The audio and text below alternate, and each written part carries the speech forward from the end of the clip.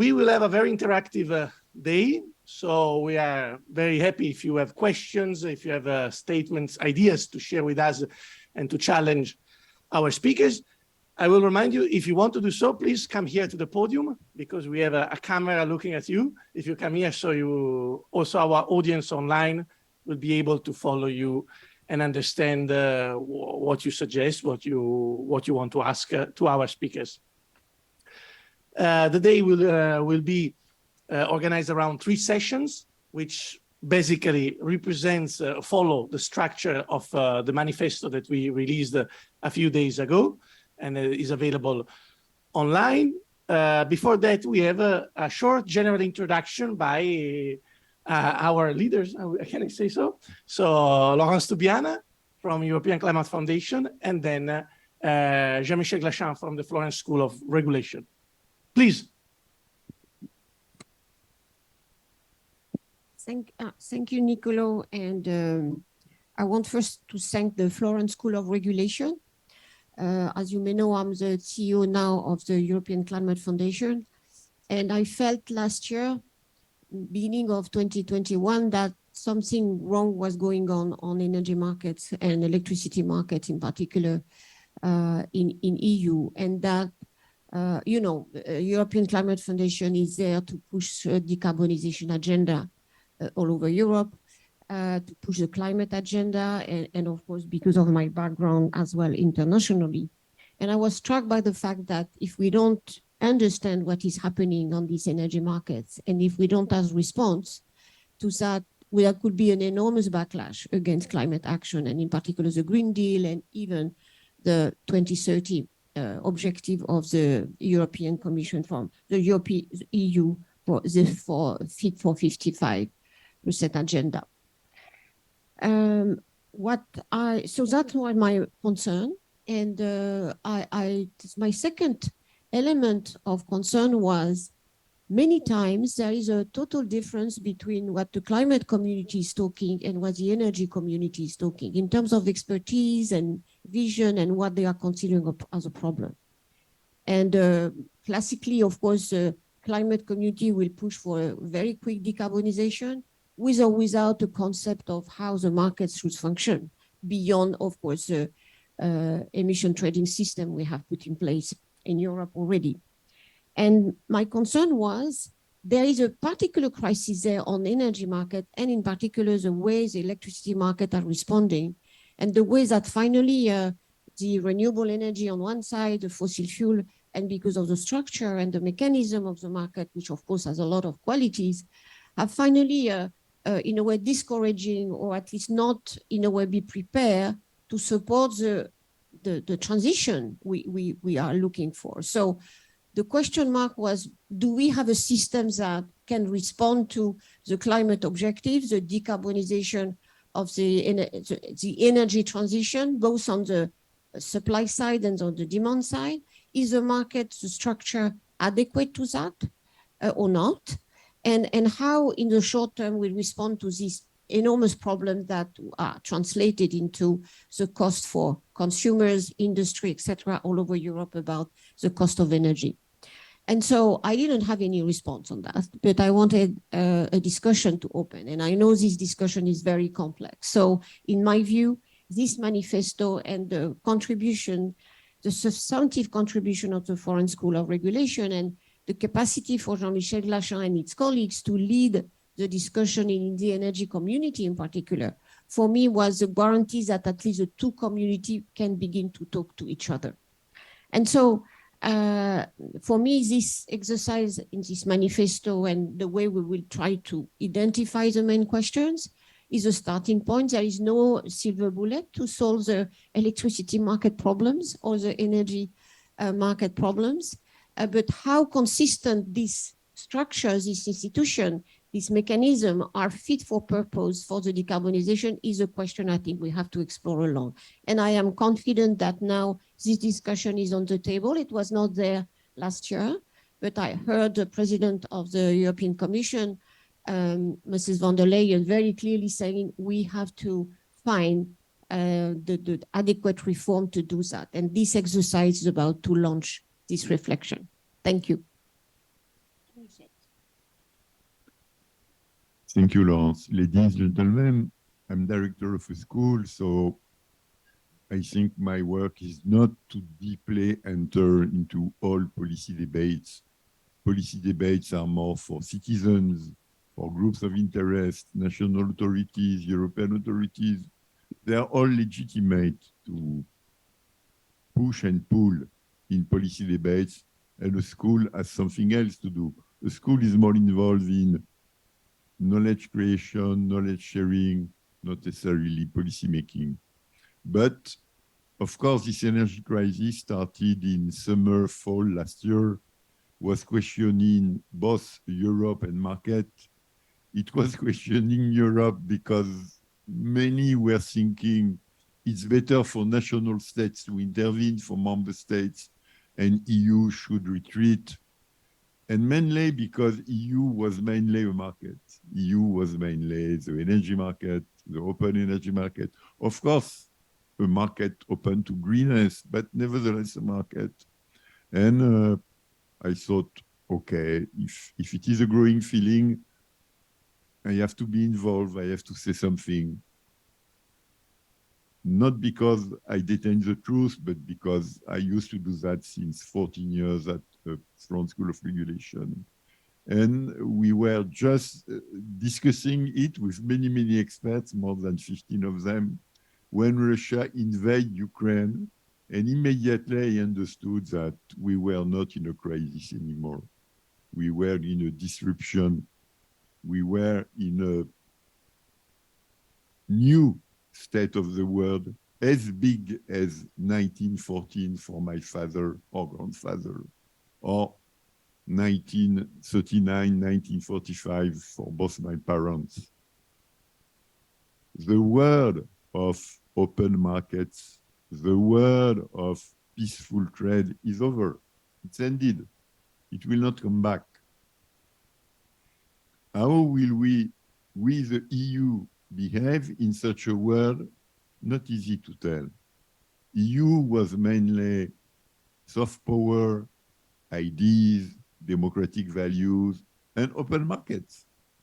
But they are not the tools used today to face entry of Russia into Ukraine. The tools used are foreign policy, weapons, military, sanctions, veto on banks, on transactions, etc., etc. Things being not the ordinary European policy, you know. So we have to rethink all of this. We have to see if it derails the core European policies or not, if it derails the useful European toolbox or not, because there is no proof that in a new state of the world, Europe is not relevant. We have to discuss it. That's what we will try to do today. So let's move with the first session. So I invite, actually, Georg Zachman could not be here with us, so he should be connected from remote. Yes, welcome, Georg. Good morning. In this session will be me, Jean-Michel, giving some introductory remarks based on the manifesto, on what we investigate in the past months. I see that you already anticipated something a couple of minutes ago. Then we invited Georg Zachman from Bruegel to comment, to share with us his remarks, what he thinks about the first part of the manifesto. And then we will open the conversation with all of you. So, Jean-Michel? Jean-Michel is back. Do you want to take the podium? Or do you want to stay seated? No, I will stay seated. Okay. Jean-Michel is back.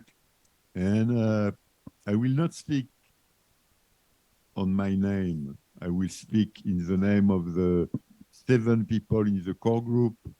We worked together for months. We also benefited from more than 15 experts. One is there, Georg. And I'm very happy having Georg with us. Georg is the next generation vis-à-vis me.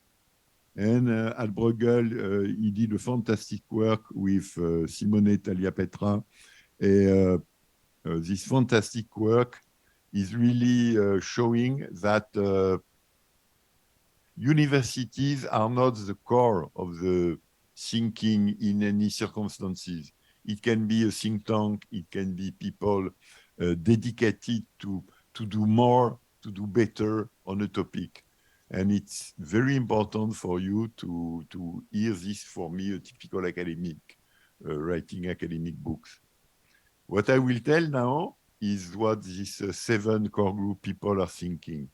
First thing we think, I emphasized already in the general introduction. Ukraine, invasion of Ukraine, transformed a crisis into a world disruption.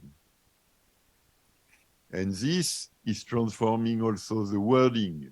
And a key word is coming, energy security. What does mean energy security? The question is not, can you pay? Is it too expensive for you? The question is, paying is not the key. The key is that the seller is willing to get you down. And what can we do? Yes, what can we do? This seller was our first provider of oil, our first provider of gas, our first provider of coal, plus a significant provider of uranium. Second, this gas was coming to us with gas pipes. The next substitute is LNG, but the world market for energy is already tight. The world market of energy has already difficulties to feed Asia plus Europe. Maybe you heard Fatih Birol this week or end of last week saying, for the first time, we have a global energy crisis. Coal, oil, gas together at the world level. My God, unprecedented. Maybe you have seen other people like Javier Blas, Bloomberg, if I remember correct, saying the crisis was 2021, 2022. It won't finish in 2023. Maybe it will still be there in 2024. So it's a 3-year-long global crisis and many uncertainties. And as you know, uncertainties in markets create this incredible volatility. Plus 50%, less 30%, plus 50%. We never know. We see craziness in markets, but this craziness is normal because nobody knows what to do when we do not know. And you know equally that we can sanction, but many sanctions have no immediate impact. They will not change the game. Maybe Georg have astute or smart sanctions able to change the game, but many sanctions are not changing the game. Therefore, energy security is not a question that markets can solve. It's something else. On the top, we do not have only an energy crisis. We have a food crisis. We have a raw materials crisis. We have a manufacture component crisis. The global world we created these 30 past years is disrupted by COVID, by geopolitics. And you know that geopolitics is not Vladimir Putin only. Geopolitics is China versus US. So US also plays a role to cut global supply chains, and we have to adapt to all these things together. Is energy transition responsible for the state of the world? No, it is not. The bomb starting the play was gas, and was gas storage in EU, and was, we can even be more frankly, was Gazprom gas storage in EU. So it was really the geopolitical fight we have was already at play in the beginning of the crisis. It is true that massively renewable markets are volatile. It's true, we cannot deny, but it didn't play any role. It was gas and nothing else.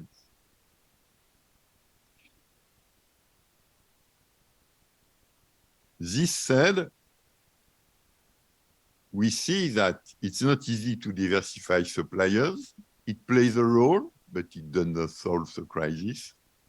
We see that EU can consume a bit more of its own coal, its own gas, but it won't solve all of the crisis. It shows that consumers should be mobilized to voluntarily reduce consumptions, but they are only by other individuals. There is few governments really pushing the society to behave like at an economic war. Third, socioeconomic consequences. They are enormous because it's a real energy crisis. So prices are up globally 10%, in energy 20%, 30%, 50%. Poor cannot adapt because they have just enough to survive. They cannot pay more on any component. If they pay more of one component, they have to delay another existential need. So we have to take care of the poor because they cannot face a shock. And the shock is so big that many people are becoming vulnerable. 2 times, 3 times more people are vulnerable. What is somebody vulnerable? Is somebody who can become poor or very poor because of a shock. And it is exactly what we face. So we have to immediately address the situation of the poor and of the vulnerable. And it is an enormous task because it is dozens of billions in a big country like Italy, France, or Germany, or UK. Could we go to more radical tools, price caps, stopping pricing of carbon, revisiting energy taxation? You can do what you want at the national level, but given the fact that we have to reduce consumption, at least for people being able to afford it, you have to think twice because using general things like price cap or deterring carbon pricing, because you are not addressing the core of the crisis. You are even fueling the crisis. I will stop there. I said enough. And I hope that Georg will disagree with me substantially. Thank you. Thank you, Jean-Michel. So, Georg, up to you. What do you think? What are your impressions of our manifesto, and in particular the first part and the summary made now by Jean-Michel? Please. Yeah, sorry for that. I'm also sorry for not being able to be in Brussels today with you, And I'm also sorry that I find it very difficult to disagree with Jean-Michel because I agree with his big picture assessment that we are in a very disrupting crisis situation, and that there is significant risk for Europe as an institutional setting with the energy markets, with the carbon markets, to be affected by the current situation, but also then for the specific policy measures that are taken. We see that member states are taking back control of the energy sector to protect their consumers, and that means that the European institutions like cross-border flows, European carbon markets are getting increasingly challenged. And if we are not paying enough attention, then during the crisis, and my perspective is that this crisis is going to get significantly worse over in the run-up to the winter and over the winter. We might break things that we have built up for 15, 20 years without having a replacement in place. I understand very well the impetus of Commission President von der Leyen to say that it's not possible to have these high energy prices and that that's politically not sustainable. back of the envelope for only the electricity sector, a 100 euro per megawatt hour higher wholesale price translates into essentially sending 700 million euros per day from consumers to producers every day, and that is a political problem. I understand that. On the other hand, solving this problem by working on the price signal in order to get the distributional effects resolved and not addressing the actual scarcity is not going to work. I mean, we cannot just overrule physics because we don't like it. It's not macroeconomics, it's microeconomics. So you really have to make sure that these things in the end kind of they fit together. You need to have the amount of electricity produced that is consumed. You need to have the amount of gas and storage that you want to consume. And if you cannot ensure that, then you have a problem. And so therefore, what we have been doing and what I think is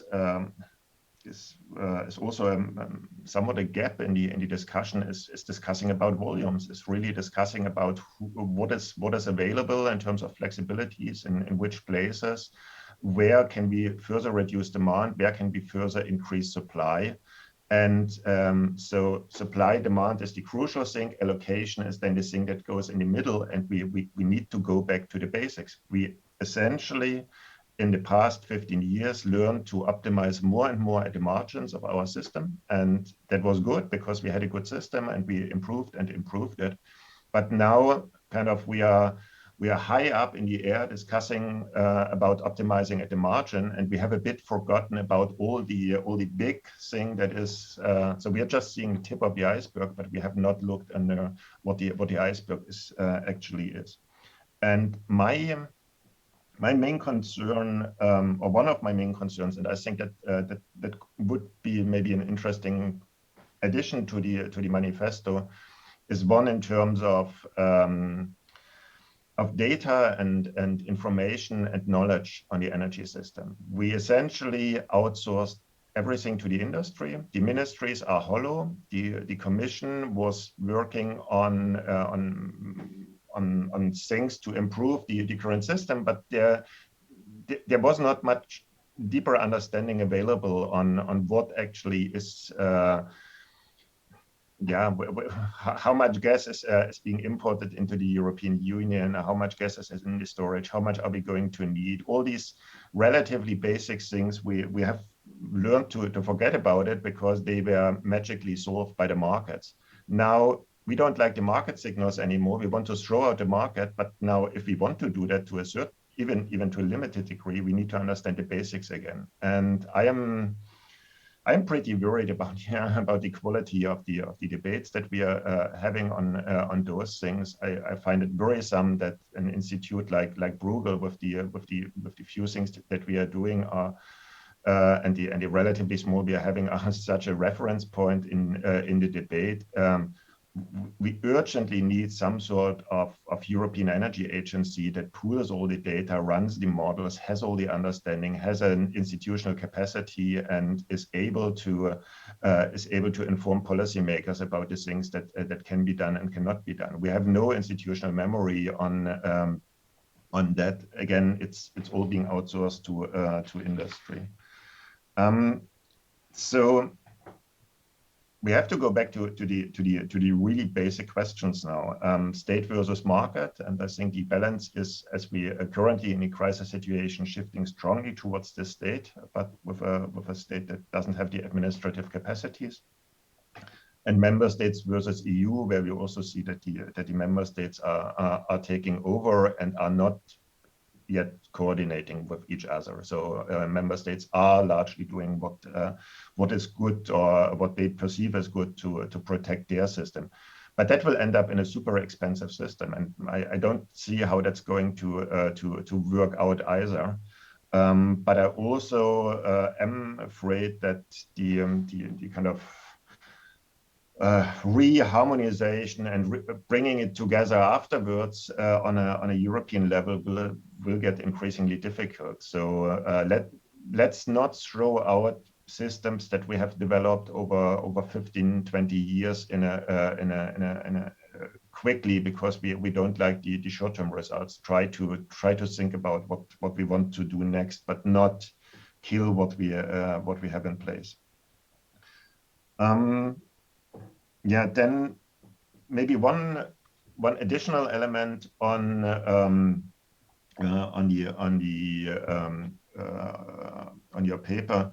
I think I didn't see so much about the demand side. And if I'm kind of having to comment on TV, there's always two things that I'm saying. One is demand side, and the other one is Europe. And I think that's for me the two things where policy is falling short at the moment. We do too little about reducing demand, which also means for me reducing gas demand, bringing back coal-fired power plants in the short term. But also about households being encouraged to be drastically encouraged to reduce their demand. And I think here price signals need to play a role. And maybe the problem that we are having is that actually consumers are not feeling the price signals that are actually out there on these wholesale markets that we are observing. So what we might potentially want to do is deploy mechanisms to buy out long-term contracts with companies and say, okay, you had a contract to buy electricity at 30 euro per megawatt hour. We are paying you 70 euros so that you don't use this contract, or things like that, so that we essentially carry through the price signal that we are getting on the market.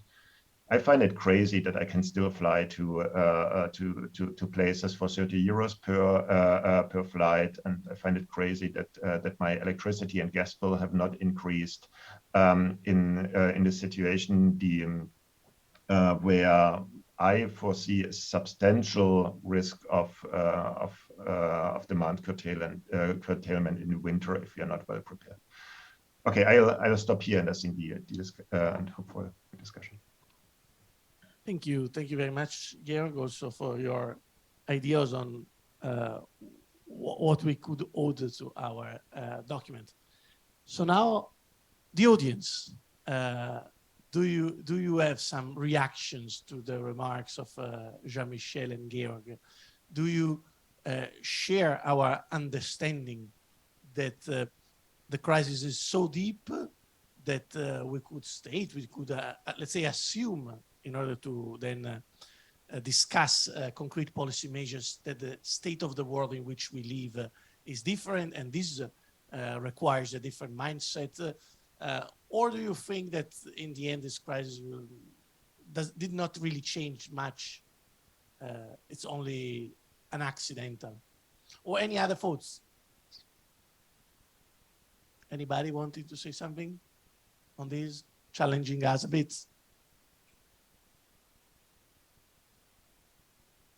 No? Ronnie, please. Podium, please.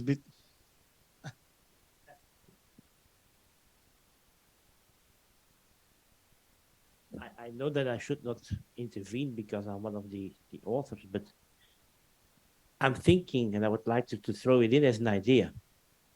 Yes, we should look at this solution, try and find solutions using what we learned over the last years in working together in Europe. The electricity system is clearly a European system. But to a certain extent, we should also recognize that there is more already in the pipeline of problems than we thought with Ukraine. Ukraine is a massive problem, and hopefully it won't take too long, but I'm not sure. But if we think it's not taking too long, then we can not ignore it. We should solve it now. But we should also look at the real problems that some countries are facing, and Jean-Michel knows the country, and Laurence also, where there is a big problem which has nothing to do with Ukraine, being that half of the nuclear power plants in France are out. Okay, so maybe that we should have a look why countries are maybe pretending that Ukraine is the cause of all trouble, and ignoring the real problems. And I may be shot now by several people for asking this question, but that's good for the debate. There is more wrong, there's more problems than the enormous problems in the Ukraine. How are we going to get, come back to that, 450 gigawatt of offshore wind in the North Sea to Czechia, to Austria, etc.? These are problems which are independent from Ukraine. And we should really try to split problems caused by the massive problem which the Ukraine war is with the problems that are there anywhere. Thank you, Ronnie. Please. Yeah.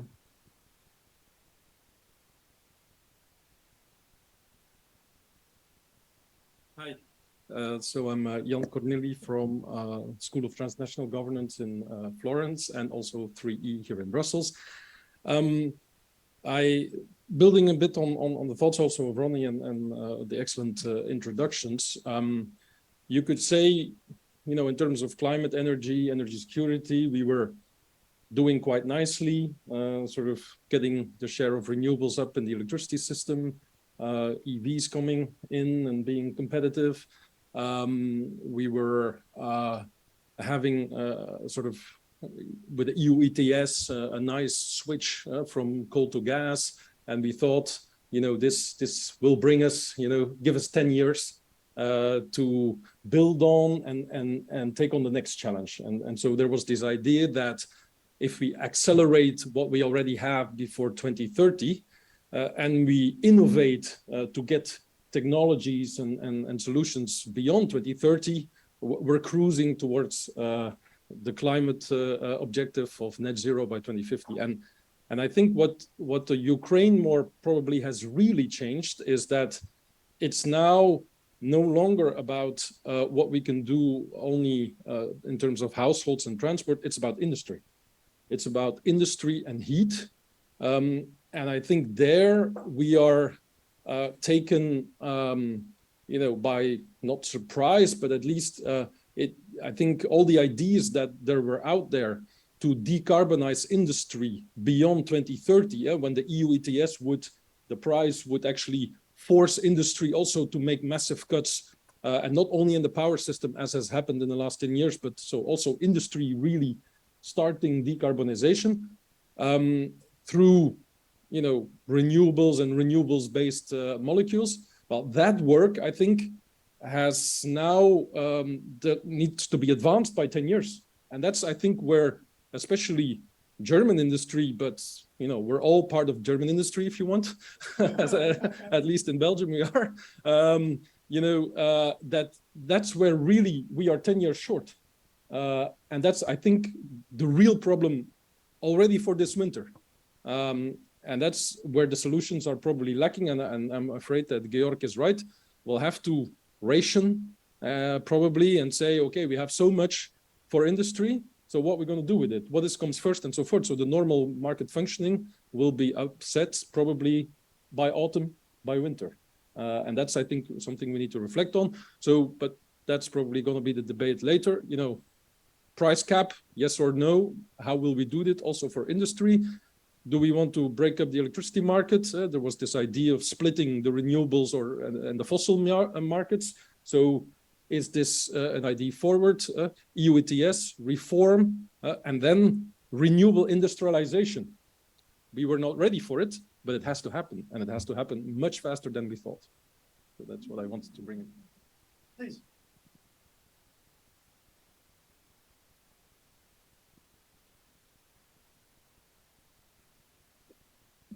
And just to pick up on two things that were said, I also believe that the main issue is on the demand side, and we need to reduce demand. And George was talking about price signals. So he thinks about price signals of the energy, which will be paid by people in the future. But the problem is the cost of a heat pump. And that's a price signal that has to be, the money people have to put at the beginning. And there we have real problem of message to the consumers in terms of access to those technologies. Just a small thing. Thank you. Thank you. Actually, Jean-Michel, all these comments, they confirm what we discussed while preparing the manifesto, and especially in the past few weeks, that we are really in a warlike economy, that the smooth graphs envisaged always in these roadmaps to 2050 are not good anymore, because we really live in a much bumpier context where markets move, supply chains are disrupted from one month to the next. So planning for years gradually is more difficult. What do you think? First, I think that I do not know the future because it is changing every week. And this is extremely important to keep in mind. It's changing. Second, Georg had a big point with demand. In the short term, the months to come, or even the year to come, the thing we can reduce with the Europeans, we can reduce is demand. Do we do? Not much. I do see citizens pushing for this individually or as association, etc. I do not see governments, authorities really telling it every morning. We have to reduce demand, not for the poor and the vulnerable because they are just able to survive, but for all the others, please reduce demand. Do something. Look at reality where we are, and it's not done. Second, there is demand in the sense also of Jan, but Georg was also there, which is more professional demand. Can we look at it? Can we have scenarios? Can we prepare for shortages?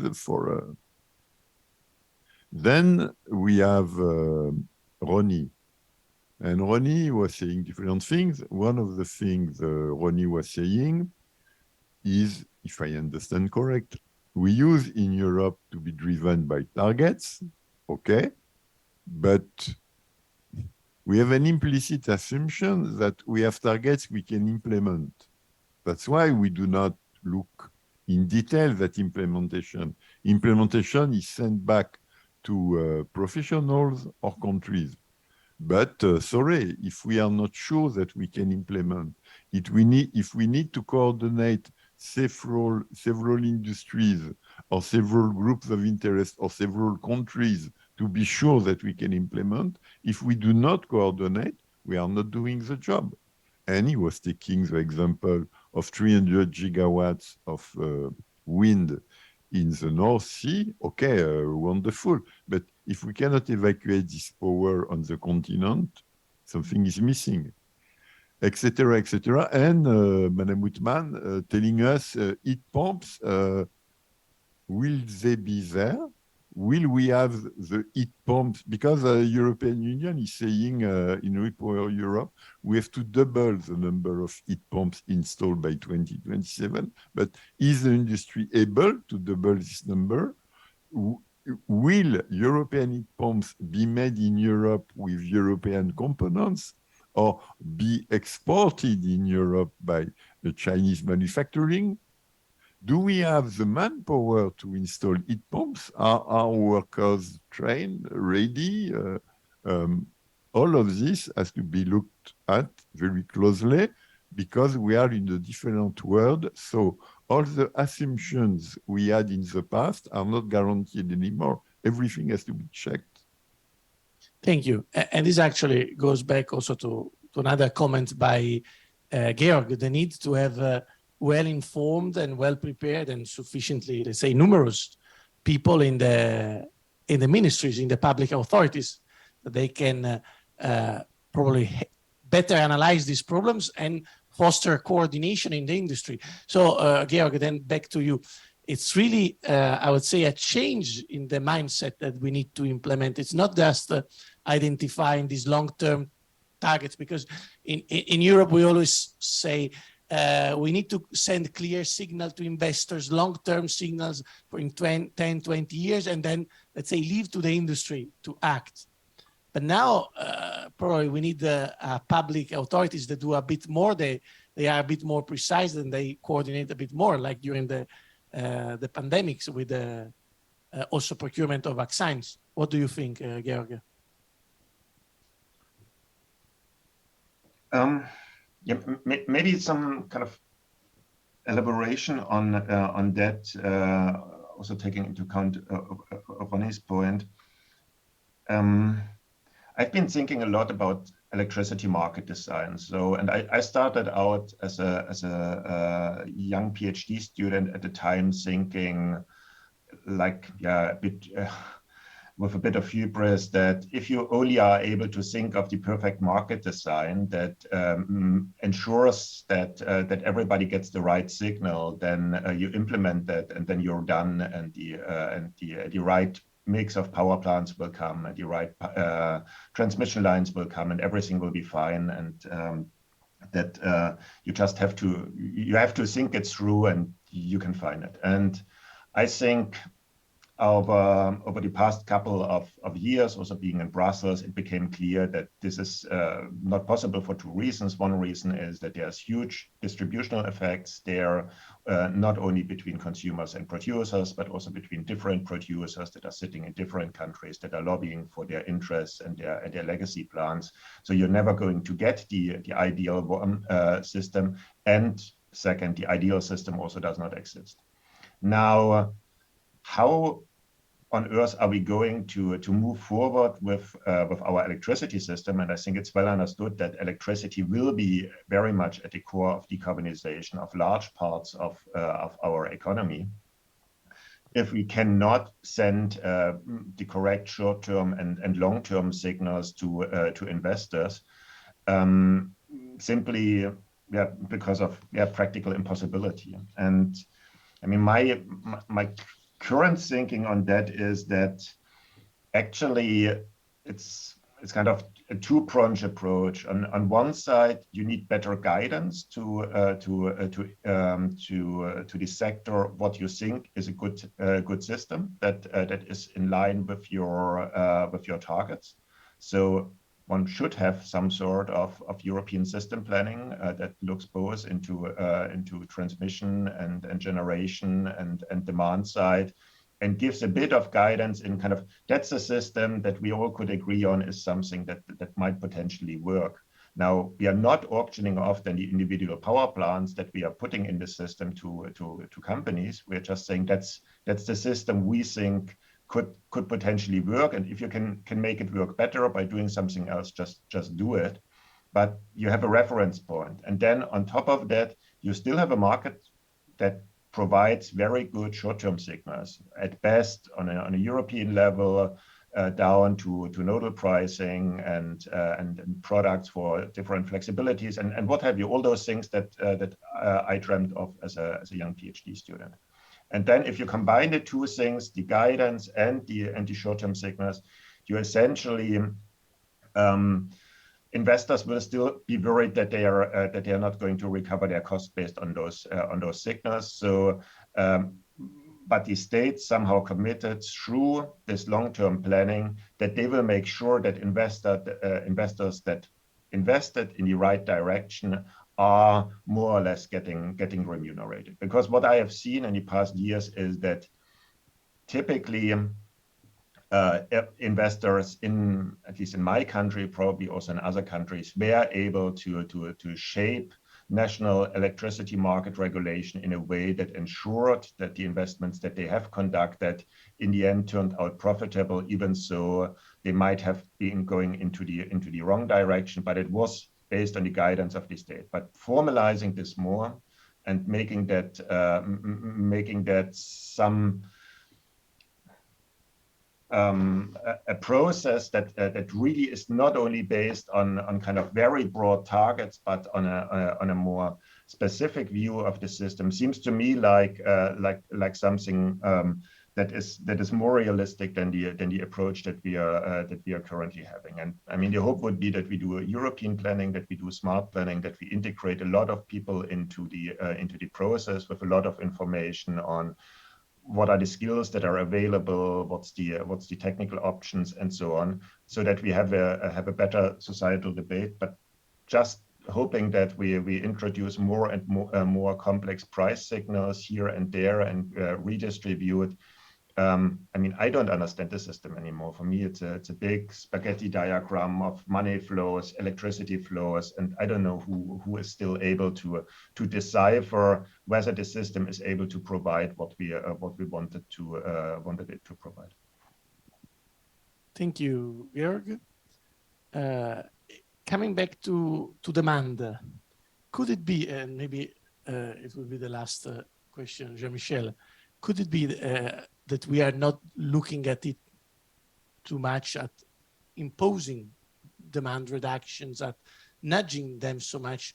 Because for years, the story has been really about consumer freedom and not citizens. So consumers, you give prices and that's it, up to them to consume or not.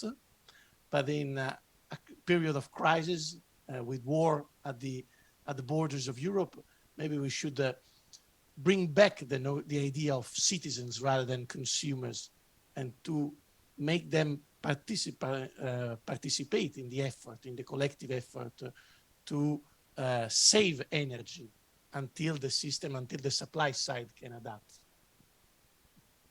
Yes and no, because all people, in your opinion, do not have my age. People being younger, I will take Florence School. Florence School, we have 25 permanent staff. 3 of them are not eating meat because they think that it's inappropriate. We cannot eat meat in the world as it is. It's not proper. We cannot do. They are so convinced that they even do not claim it. It took me 3 years for one and 1 year for another one to know that they do not. But it has been revealed because I invited them to an event and I had to know to organize the meals. So I think that new consumers exist and they are citizen consumer. They know that the planet is on fire. They know that agriculture has to be sustainable, and they know that consumption has to be sustainable. And you know, a fourth, they were 4 at Florence School, but one did leave to go to Siena, and this one is not taking any plane anymore. So I think it's a question of generation, and my generation did learn how not to smoke in closed places, and the new generation is learning by itself at responsible consumption. So I think that and even the Association of Consumers are also playing a very good role, like Buck in the EU. And I think that what is missing, to my surprise, is public authorities not telling every day, every morning, you have to consume less. It's voluntary, but you have to do, because if you do not do, we are facing big difficulties. And we can explain that markets are not totally stupid, but when they face such uncertainties, they do not know how to handle it. And if we were consuming 5% less, 8% less, markets will be less crazy and will work in an easier manner. That's what I think. Thank you. Any final comments from the audience? Any impelling question? Otherwise, we move to the next session. Nobody? So thank you, Jean-Michel. Thank you, Georg, for joining us during this session. And I invite Andreas, Ronnie to come in, and also from Spain, Manuel Garcia, who will be with us, but via screen. Please.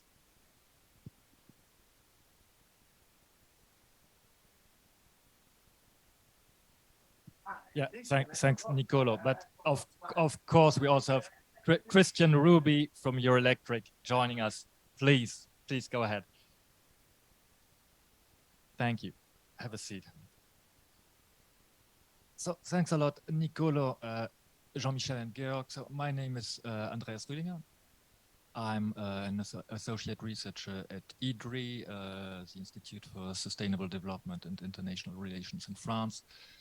I had the chance to also work on the manifesto and to attend the different workshops. I think we have had a pretty impressive statement on, as you call it, the current state of the world.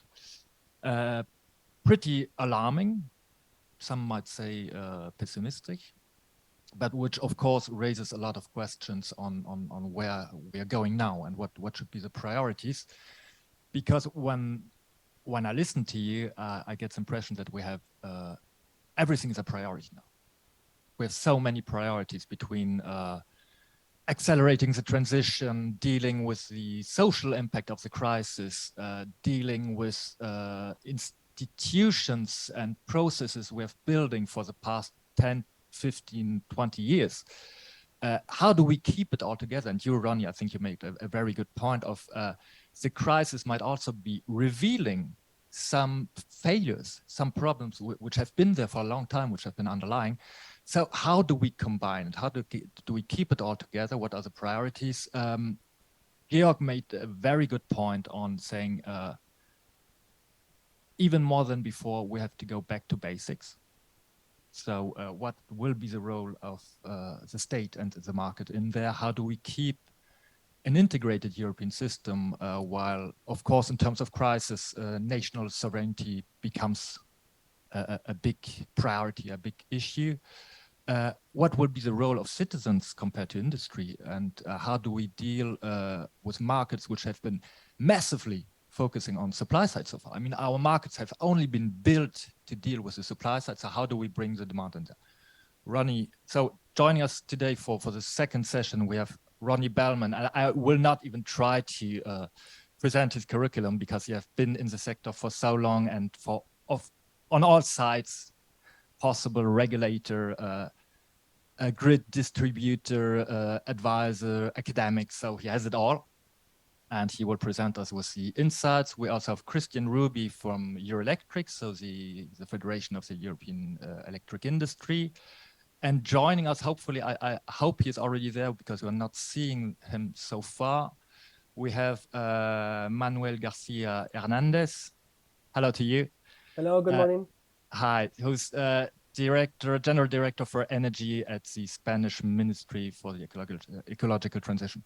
So please, Ronnie, give us the insights from the group in 5 to 6 minutes if you can.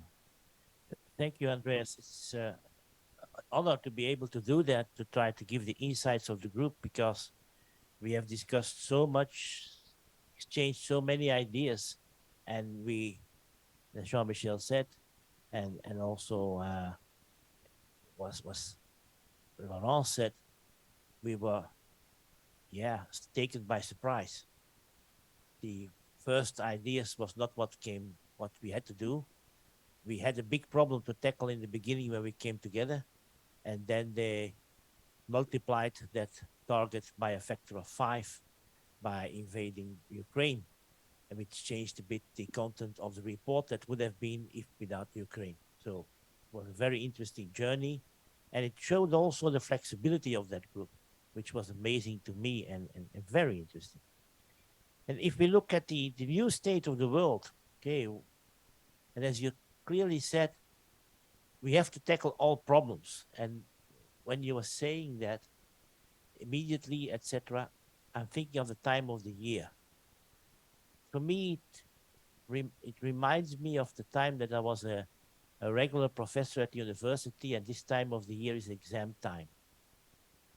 And students have been gently toddling around in Leuven for the whole year, drinking beer and amusing themselves, and sometimes touching their books, and now realize that they have to solve all those problems at one time. This is what we see. Okay? We have been gently hopping around, and as was said, solving the problem X and there, and improving the whole thing, and making a nice paper, as students do. And now the real exam is here. Comes in a member of the jury called Putin, which is a bit harder and raising questions that we did not expect. This is kind of, it's not, any comparison is wrong, but it does resemble the time of the year. Now, we distinguish in our report also on that timing. First thing is, what do we have to do now? And in fact, what we have to do now, and the more I hear this morning, the more I read, I'm not surprised by the attitude of local governments to act immediately. And I'm a positive person, this may be good. Let them solve the local problems now and fast, without touching the overarching thing that should remain stable. So this may be good that they do it on a local basis and there is no European reaction on that short horizon problem. So always look at the bright side of life. And if we do interventions, the advice should be to the government, give people signals of that high price. Give them a signal that consuming less can help them and help the poor. That's something different.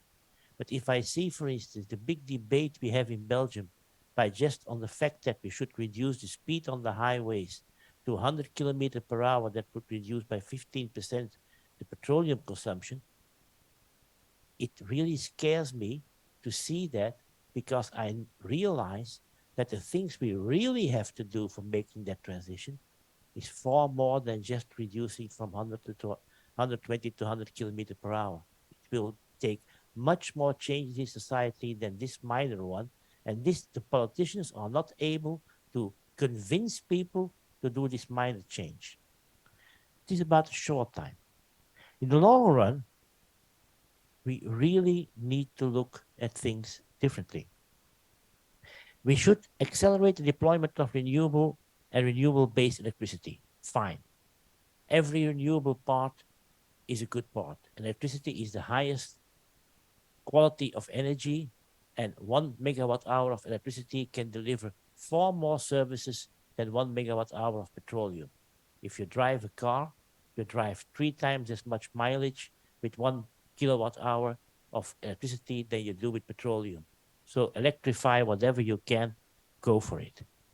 But again, we have to do what we can do. It's really the supply chain they're talking about.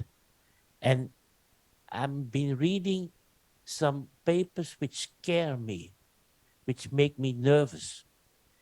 We have the import of raw materials. We have the import of materials from China, etc. And then I look around and I read papers that we can find enough lithium. I'm not a specialist, but we should be able to find enough lithium for all the batteries, for all cars we need in Europe by mining in Europe. But the politicians don't want to push for mining here and rather import that. Something is fundamentally wrong in this mindset. Another thing is, if we look at the workforce, and Anne already said about it, about the installation of heat pumps, who is going to install that? If we have to renovate buildings at 3 to 4% per year, we don't have the workforce. We have to change that industry of renovation. We have to change the industry, and we have to change the maintenance chain, the value chain of cars. Where is that workforce coming from? I don't know. And the training, retraining, etc., has to be done fast. It takes 3 to 4 years to retrain a person from a regular installer of a boiler to somebody who's designing and installing a full-blown integrated heat system based on renewables. And then infrastructure. I already gave the example of the whole infrastructure for high voltage lines. May I challenge you on this? Assume that we have 45 gigawatt of offshore wind. And we have to bring half of that power to the south of Germany, Austria, Czechia, Slovakia, and those countries. Will there be a lot of social acceptance to construct a 20 gigawatt high voltage line in Holland and Belgium, just passing those countries without any connection? This is what we have to do. So those things have to be done. And at the end, really, we need to look at the markets. And the more we look at it, we will see those local markets being growing. And growing in the sense of integrating all energy services. And you will have the big market with PPAs for companies, etc., Europe-wide. And in the end, I really think that we should look at the fact that though the marginal cost system for dispatch, etc., is doing a great job, for the final consumer, was also indicated by Georg, it's far too difficult to understand. We need easier ways to convince the local consumer to do it in a really sustainable way and go the energy transition by more than just a very difficult to understand pricing. These are things which are in the manifesto to a certain extent, and I think they are really need for a debate. Yes, we have to do things now, but we have to look further, not ignoring the Ukraine crisis, but looking beyond it. And the energy transition is en route and should go on. Thanks a lot, Ronnie. I will head over, I think, first to Spain, making European integration a reality. Manuel Garcia, you heard Ronnie's proposals. I think in Spain, you have been one of the pioneers showing us what it means to act to this crisis, and especially bringing in one, I think, key concept we have to deal with today, which is a socially fair and just transition. Georg mentioned before that the current market is, and the way it functions in times of crisis, is generating huge redistribution phenomena on I think he talked about 700 million euros per day transfers between consumers to producers. How can we deal with this? And are we still able to accelerate the transition while dealing with all these impacts on the short term? Thank you very much. Good morning, everybody, and thank you indeed for inviting me to participate in this so interesting session. First of all, as a general remark, I really congratulate you for pushing this manifesto out to the public and provoking this so necessary debate. I fully agree with, it has to do more with the first part of the manifesto, with the diagnosis part and the assessment, but I fully agree with the situation assessment. Some people are trying to frame this situation in terms of a dilemma between recovery and decarbonization. There is no such dilemma, in my opinion. That's a fallacy. The circumstances we were already suffering before the Ukrainian crisis were there and are not caused by the decarbonization process. On the contrary, the decarbonization is the way to move forward and to overcome these challenges that we are facing. So the key here is to find the appropriate balance between what you are saying, the short-run solutions and the mid and long-run solutions. So they are, we guarantee and we make sure that they are coherent and they are aligned, and that the signals and the regulations that we implement in the short run do not jeopardize the long-term targets. And that's a challenge, because it's quite difficult to, under these circumstances, with the public debate and the demands from the citizens, it is difficult to keep an eye on the long run, to be able to be dancing on the dance floor at the same time, stop and go up to the balcony and look at the whole picture and keep the track on where you want to get and keep everything, all the incentives aligned. So it's a very challenging situation.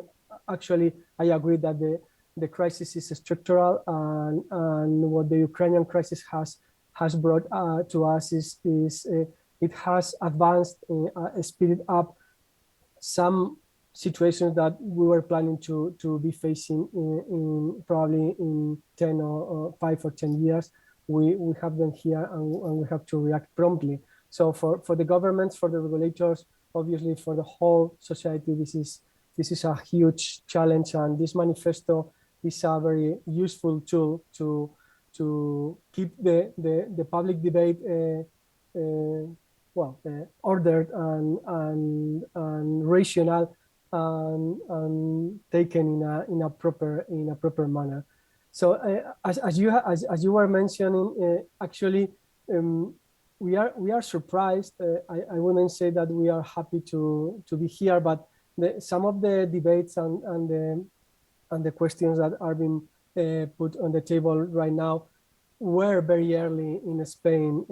They are probably for historical and very idiosyncratic and specific circumstances in Spain. We have traditionally had this debate about redistribution in the energy sector, about this windfall profits debate, about the questioning the design of the market, specifically the electricity market.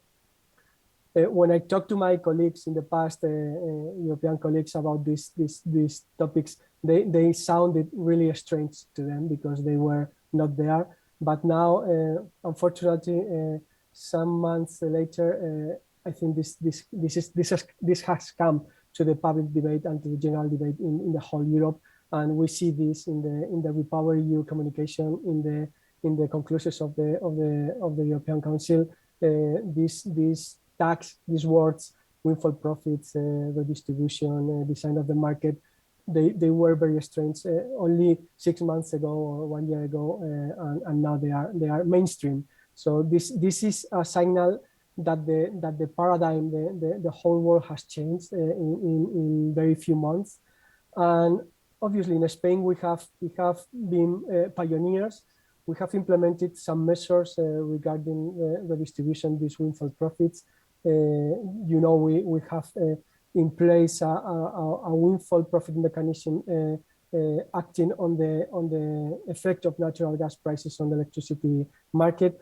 And now we have just implemented this week this new Iberian mechanism together with Portugal for the middle market, which some people call a price cap or a price topping of the gas price.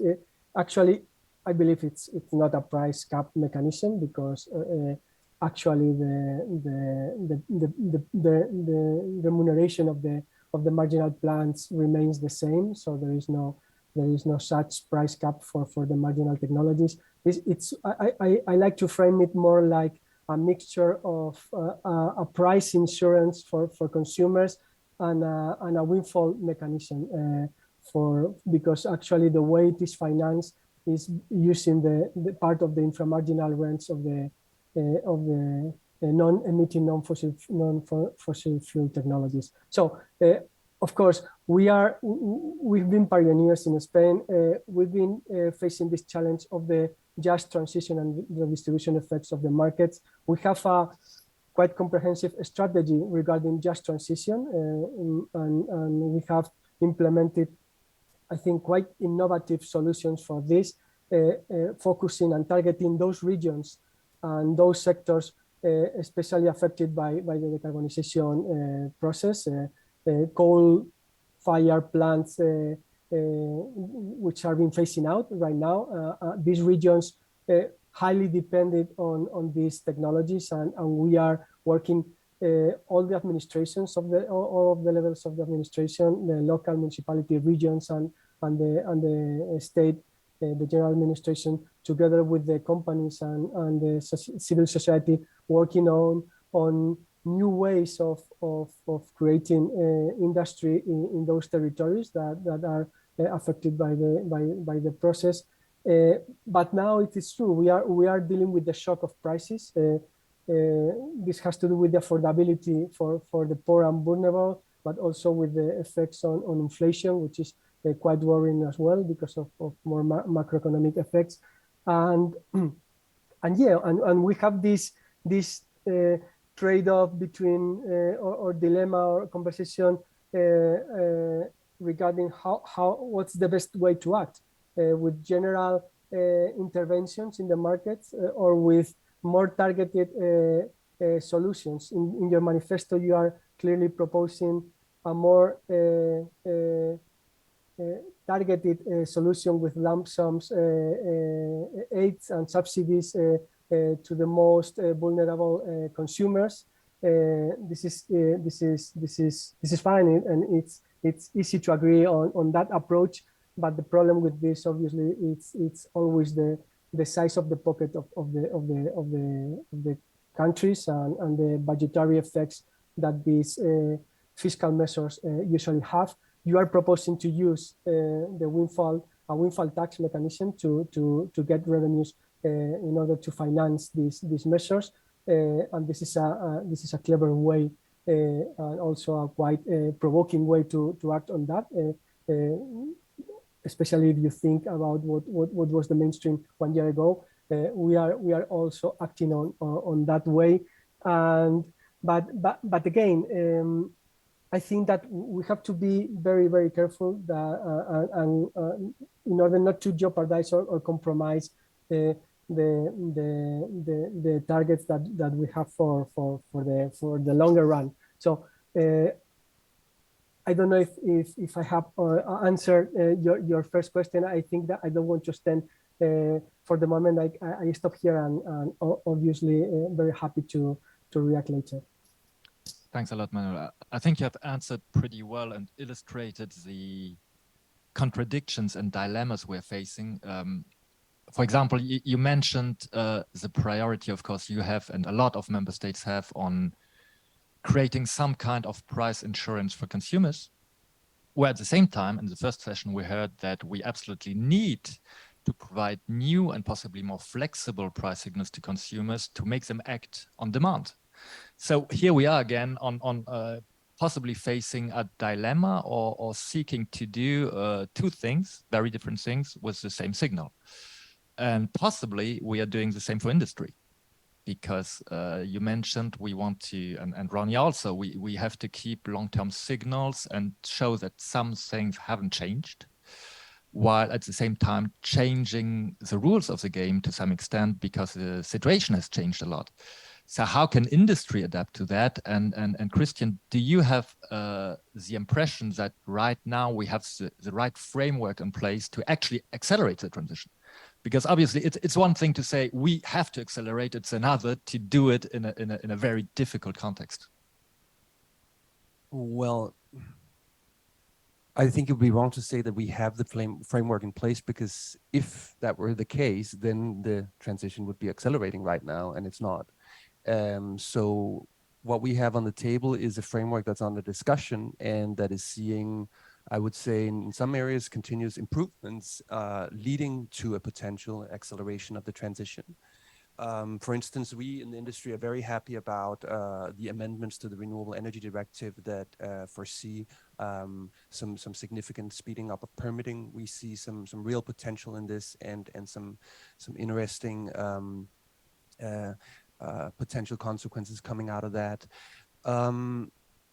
Perhaps touching on this markets debate, we recognize the dilemma, and I think everybody recognizes the dilemma of how to deal with this. I don't think I have to say much about the fact that the industry does not agree with what the Spanish government is doing, and I think what's important to say here is that unconsidered market interventions will very, very often lead to other effects than you think.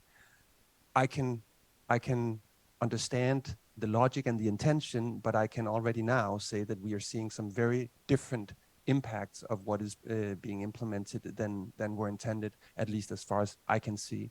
We're seeing significant flows of electricity going from Spain to France now as a consequence of this. It's logical. Very cheap prices in Spain will mean that people from France want to buy that electricity. Was that the intention with this, and how was it thought? What it is showing is that the fragmentation that this is of the internal market is a problem, and that if we do things in Europe, we should be doing them in unison and we should be doing them properly.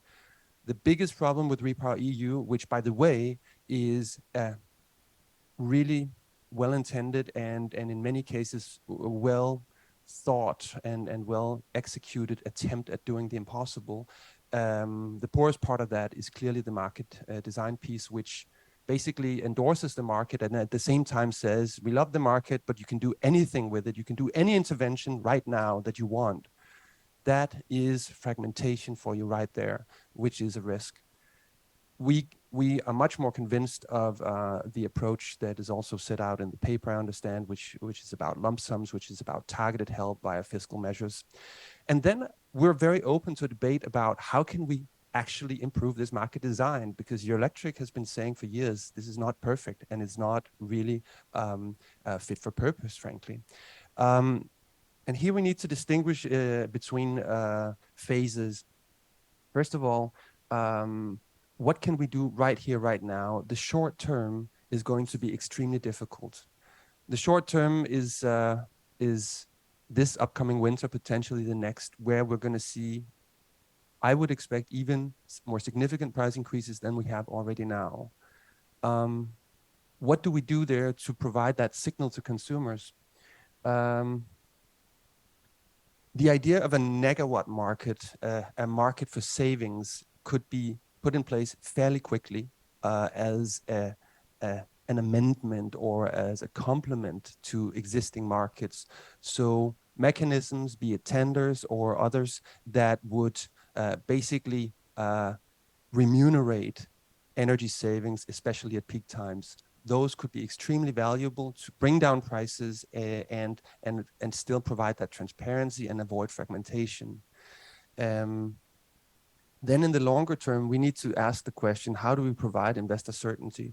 What we're not getting from what's going on in Spain is investor certainty. We're getting uncertainty. We're getting lack of confidence. People are questioning what's next. What is the next intervention? They come via royal decree. They are not accompanied by impact assessments. They're not consulted with the industry. How can you trust that market? That's a fundamental question. So how can we structure a proper reform of markets that would provide long-term certainty, that would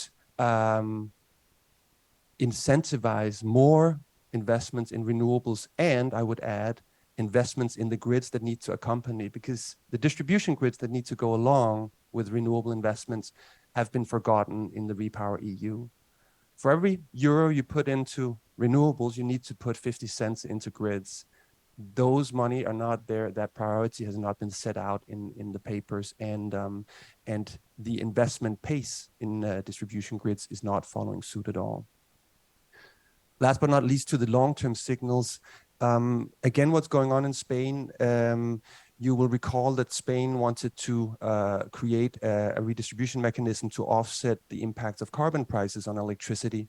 That's now going on, counter to what is proposed by Repower EU. Again, diluting the carbon signal with a view to ensuring a just transition or redistributing money to consumers. Not helpful. Sorry to say it, but it's not helpful. It is not making that unity between the decarbonisation priority and protecting the social piece in the short term. So there's really something to consider here. How do we do this? And we're giving it a jab in Eurelectric with a piece where we're saying, what can we do in the longer term to adjust the market to those structural tendencies we're seeing? Decentralization, more renewables, a new set of services in electricity that need to be accommodated with a proper market framework. That takes time, and it needs, much as we like the perfect solution to emerge immediately, somehow we probably need to build on what has been built for 20 years, some significant adjustments, but in order to create that certainty and guard that certainty investors need, you need to somehow let it evolve. And the last funny idea, just in the short term, because I'm concerned over the short term. It's not so much about, let's say, markets. It's about being very practical about the fact that we're going to lack huge amounts of energy very, very soon. And we're not facing up to it. Nobody's really imagining how much that is. But we've been discussing this in the industry at the Power Summit the last few days, and few funny ideas came up.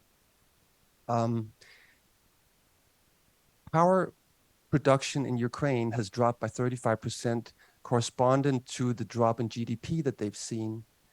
Ukraine is a very proud nation. They want help, but even more so, they want to trade and they want to sell electricity to us. So there's a source of energy we're not really aware of here. Currently, there's some technical constraints on the transmission lines, but there's a source of additional power in Ukraine that can be leveraged at a time of scarcity this upcoming winter. I think that's an interesting idea. Another very hands-on idea is if we get the coal spell next winter, cold winter, no gas, and big problems, there may be a point in actually starting a social dialogue about forced holidays right now. An employer cannot just force people to go on holidays with short notice. You need a social contract around that. Those contracts should be made now so that people, so the industry can say, you're going on holidays the next 14 days, we're shutting down production so that people can heat their homes at those critical times where we're going to have a choice between running industry and heating homes. So very practical, very hands-on, but requires some preparation to keep the social peace and have the social contract. Thank you. Initial remarks. Thanks a lot, Christian. I think we can really see that the situation has evolved dramatically when we see that Eurelectric comes up with ideas such as forced holidays and a market for not only production but for megawatts, I think, which is an idea which will be very easily and quickly be taken up in France, where we had this discussion for several years. Very inspiring remarks, thank you.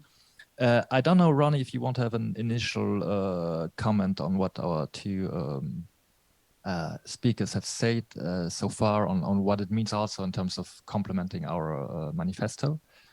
I think there were a lot of interesting things, and what just was said by Christian, the link between the three components, the integration of the three components, demand, call it megawatt or call it demand management, that's rather semantic, renewables and grid investments. We forgot that link. I'm a power engineer, I never forget it, but we forgot in the market design, we forgot that link. They are all three essential, and I didn't know the number. I think the number can be correct. For every euro spent in setting up renewables, you need €0.5 in grids. I love it. Okay, if that's correct, I love it as a power engineer. But I'm not surprised. And even then we will get to the problem of social acceptance of those grids.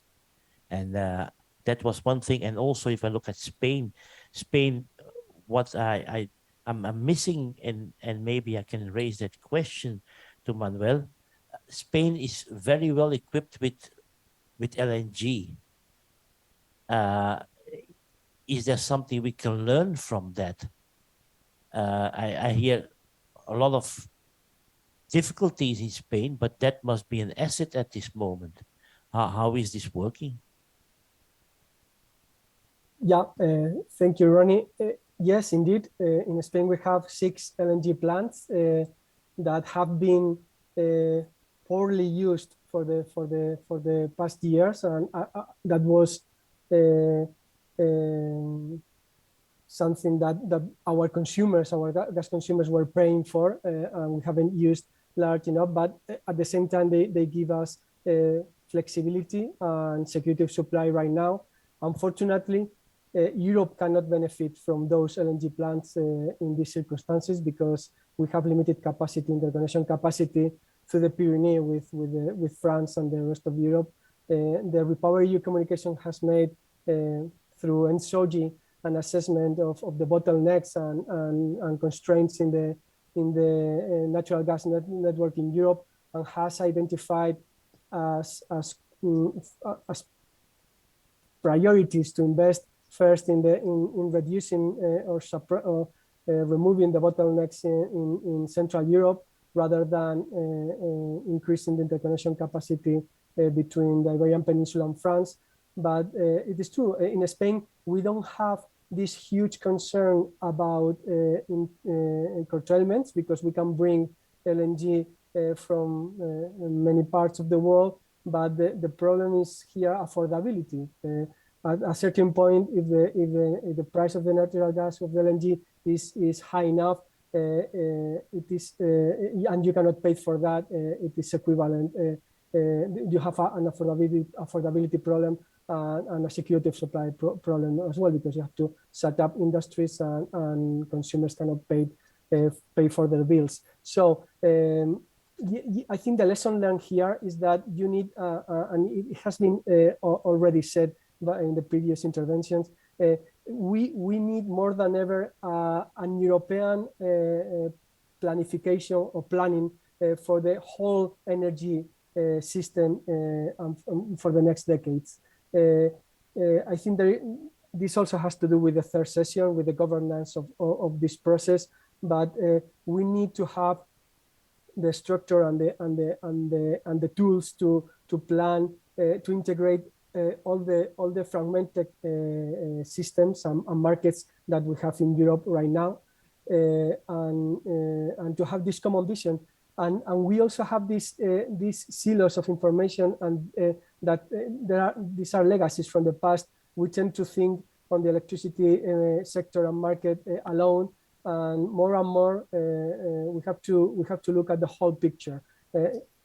Let me do a small criticism to the manifesto regarding the market approach that has to do with we tend to think that the markets, the energy markets, are only the electricity markets. It is true, I agree. I think it was Ronnie who said that electricity is the most valuable form of energy, vector of energy, but it accounts only around 20-25% of the final consumption of energy, at least in Spain in this moment. So we can have perfect electricity markets, we can decarbonize the electricity sector, but we have to also focus on that other 75% of the energy consumption. There are also markets there. They are not organized, they are imperfect markets, they are not that transparent, but they have failures. But probably we also have to act on that, because there are markets in the sense that there are people buying and selling the good and with prices and so on. So we tend to, and we have this bias, most of us here, because this is about regulation, and the electricity market is the most regulated one. It's an organized market, but we should also focus on the other parts of the energy market. Very good point.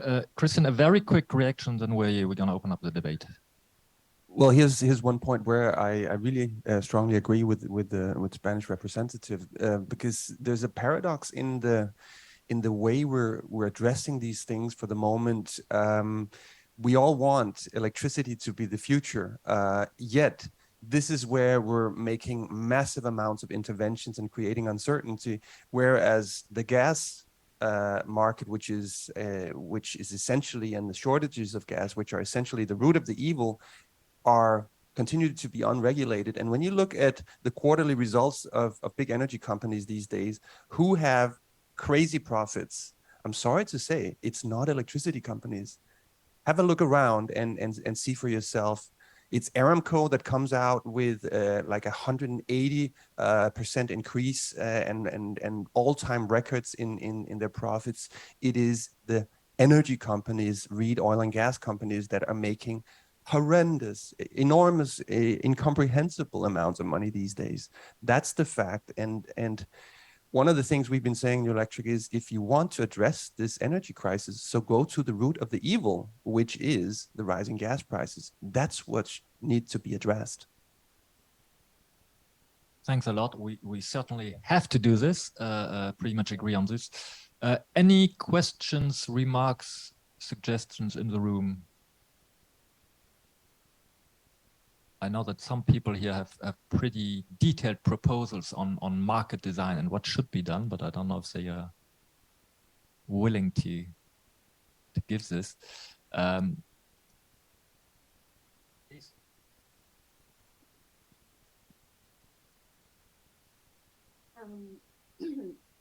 I think it was very interesting to hear, of course, Manuel's point of view and your point of view, Christian.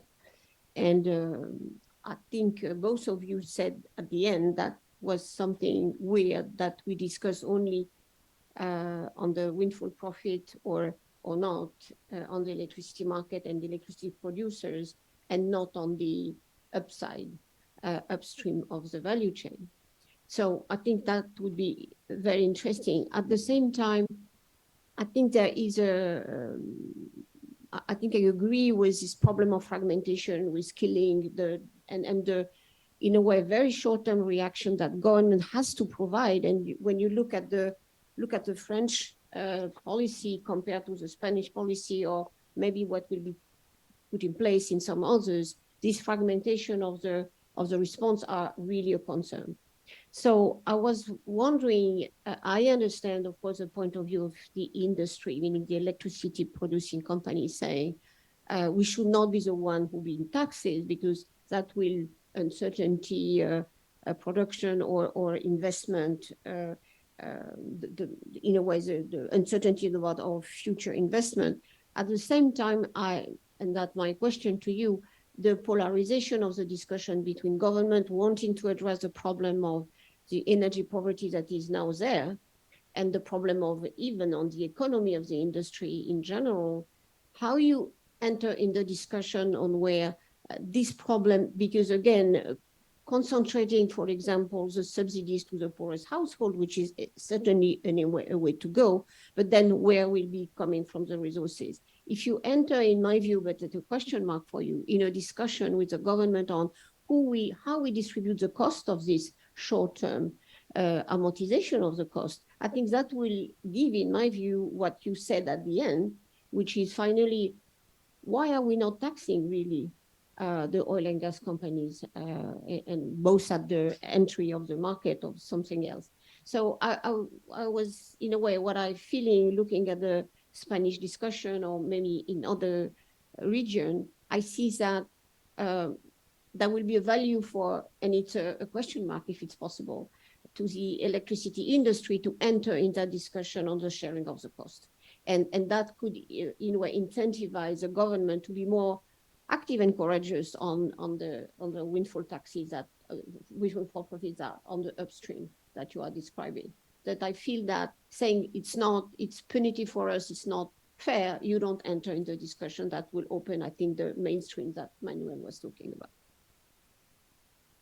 Well, I would say the way that this discussion has unfolded in Europe is very different from country to country. And I think that my Spanish colleagues would have really appreciated to be invited into the discussion in Spain, or at least consulted, or have avoided to be vilified in public campaigns and public slander. So there's really an element to how the government also constructs a stakeholder dialogue around these things. This has been done, as I said, with royal decrees, not with impact assessments and discussions with industry. We have asked, I have asked on behalf of my Spanish members, at least that the European Commission would somehow structure some kind of dialogue about how is this done. We've said we would be able and willing to respond very quickly. But I really have to say that there's a very strong difference between how governments have fared here. Even the neighboring Portugal has had a much better and much more amicable, friendly way of going into this, even if they have joined the Iberian exception. Looking at other countries, this discussion is ongoing, and indeed, we had that debate internally. How do we do it best? And I'm afraid, you know, part of this is that they're not very straightforward solutions. If we could all point to one that really works, I think everybody would love to go there. There's an element for European association of different cultures in Europe in this. Some people love the short-term dispatch market. Some countries, some regions that are well interconnected have massive amounts of capacity. Others have other philosophies. And therefore, coming to a common set of very clear proposals is not straightforward. We've developed a lot of ideas. We pointed mainly to our priorities, which are fiscal measures, very well structured, focused fiscal measures towards the most vulnerable. We've said we're open to discussion about the structural changes of the market design. And now these, I mean, I was telling about, you know, loose ideas with these energy savings markets, because frankly, people are busy trying to deploy renewables, deploy grids, develop electromobility, while at the same time handling this new unforeseen situation. So so I think we're all struggling to find the right solutions. We're very keen to be part of the debate, and we're very mindful of the social aspect. The dilemma here is that if we remove the signal from the market, the signal that energy is valuable and scarce, we're also diluting the incentive to save. And that's why, for instance, here in Belgium, I understand that you can get a voucher of 100 euros, and everybody gets it, of course, otherwise it'd be not fair. Many people would not need that, but many people could live without. But if there were this sort of, you know, hands-on incentive for customers to actually save at the peak, for instance, where they could get additional money, there might be an incentive and a possibility to reap some savings or achieve some savings.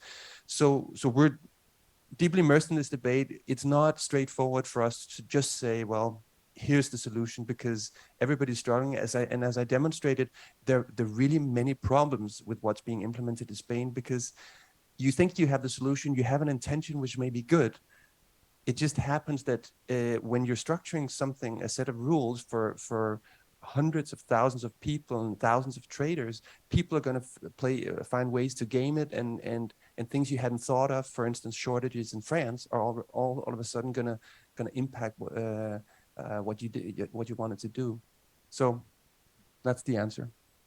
Thanks a lot. I'm afraid we will have to cut short on the debate. I saw that there were other interventions, but we have another session going on. So, okay, let's take make it quick, please.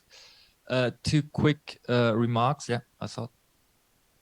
And we will have a short coffee break later. Just a very quick one, responding on the price signal, because the failures of government in this crisis are well documented, so I'm not going to dwell on them. But have the electricity and gas suppliers to the households done enough to empower the households to do something with those price signals? And that's a critical question I would like to ask, because, you know, they're one of 2 actors getting into your home, the DSO for the meter, and the supplier with the actual electrons and molecules. So have they done enough to do something with that situation and help households to cut back on their consumption, you know, with smart meters, solar panels, heat pumps, and so forth, and trying to organize that? Because government has not done that so far sufficiently, but have suppliers. I'm not sure. Let's keep the open question, please. I think this one pretty much goes back to your proposal on creating a negawatt market, and how do we get the right signals to consumers, please. And please present yourselves also, because we have a lot of audience online. Laurent Percebois from ENSOG. It's a short comment about what Mr. Garcia was saying about the need for an EU planning in Europe for the whole energy system. I fully agree with this approach.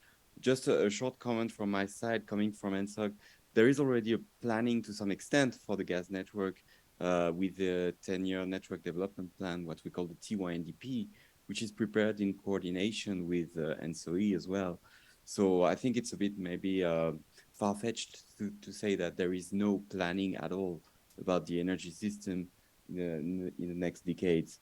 Other than that, other than this comment, I fully agree with Mr. Garcia when he said that 75% of the energy consumption should not stay in the shadows of energy policy. I think there are already some good reflections on the gas industry, in coordination with the electricity industry as well, and with hydrogen development. But yeah, good comments indeed from the panel. Thank you. Thanks a lot. I'm afraid we have to cut here. I think we have had some excellent proposals, suggestions, and Manuel made a very good transition to our third session we will have after the coffee break on the governance of it all, on the need, and you mentioned this as well, Christian, and Laurence too, we need to have a broader discussion on how to deal with all of this with the different stakeholders. How do we enact redistribution mechanisms, which I think we all agree are needed. The issue is how do we implement them, what could be done exactly. Ronnie, and you also made the point on we need to build the link between development of renewable energies, grid and grid integration, and how we get demand in the market. And you made the point as well on are we getting the right signals? So all in all, a lot of governance questions.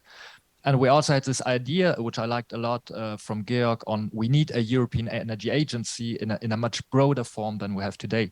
So a lot of interesting questions for our third session on governance. I think we have a 10-minute break, short coffee break, and then we'll resume normally on 11:30. Thank you. We are starting the last part of this discussion, which is really, well, until now had been quite focused and really very, very good quality. The last part resonates to what Jean-Michel introduced in the beginning. In particular, was what can we do in front of this disruption? Which I think we all agree that there is no protest that it is really a disruption. It's no more like business as usual or incremental adjustment. And then the question of the governance now, it's all over. What can do member states in their own markets? What we have to do, and again, I would like we spend a little bit of time on thinking of the impact of what we do and decide in EU on the rest of the world.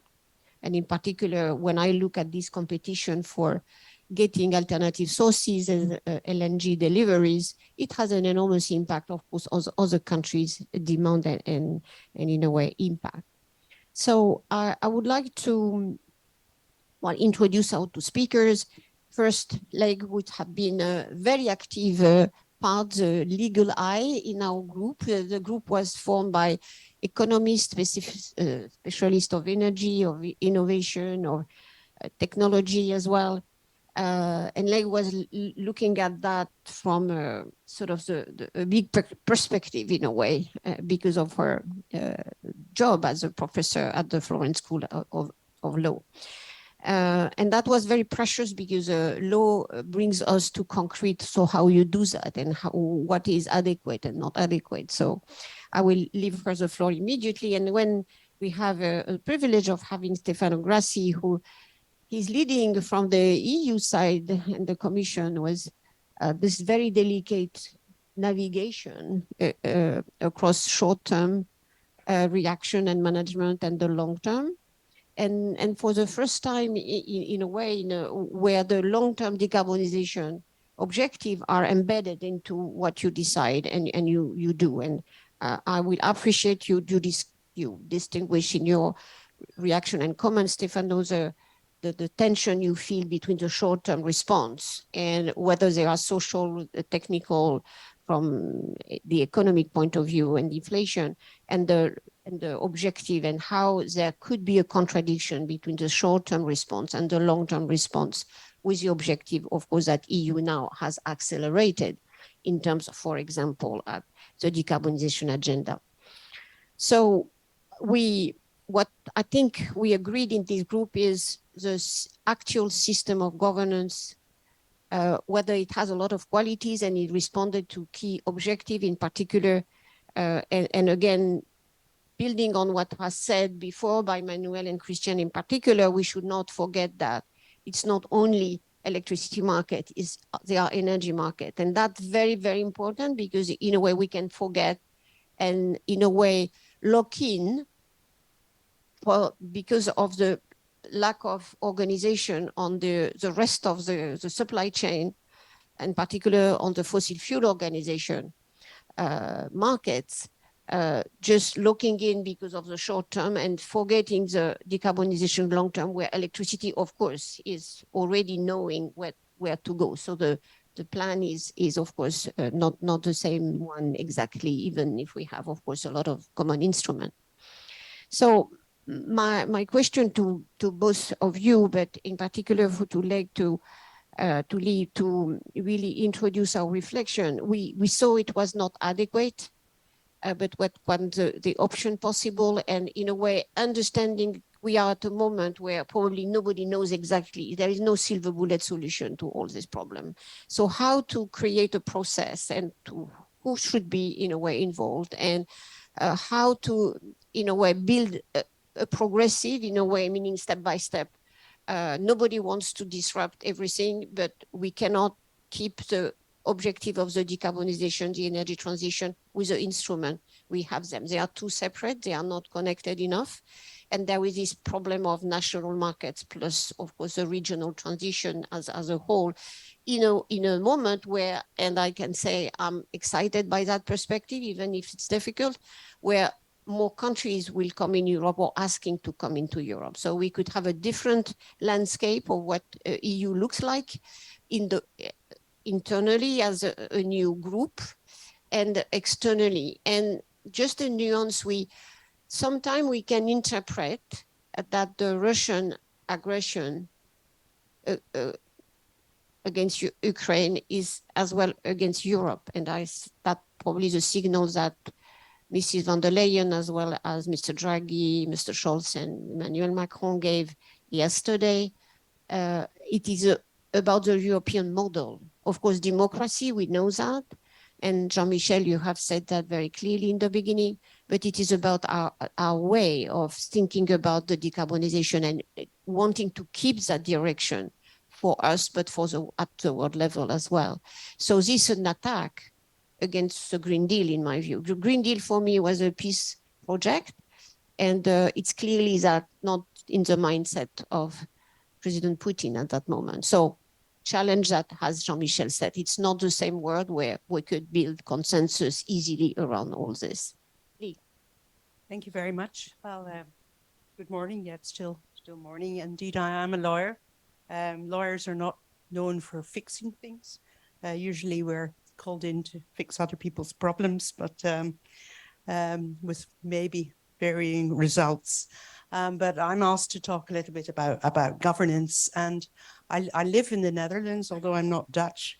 And I'm fascinated as to what's going on in the Netherlands, which I'll tell you about, as I think it illustrates what not to do. We've talked a lot about not throwing the past away when we look at all the problems that are facing us in the future, all the dilemmas. And maybe it's good to recall that at least until the current crisis, there was, I think, broad support for EU climate policy. If you look at opinion polls, there was a considerable amount of what political scientists call output legitimacy. People actually, I think, bought in to the decarbonisation plans and transition. And Ronnie was talking about students at this time of year. I mean, the great thing about students is they're always optimistic. Maybe their teachers are less optimistic, but when I was giving a review class the other week to my students, I wasn't optimistic at all, but they were super optimistic that within a week, they were going to learn everything that they'd already forgotten since February when I'd last taught them.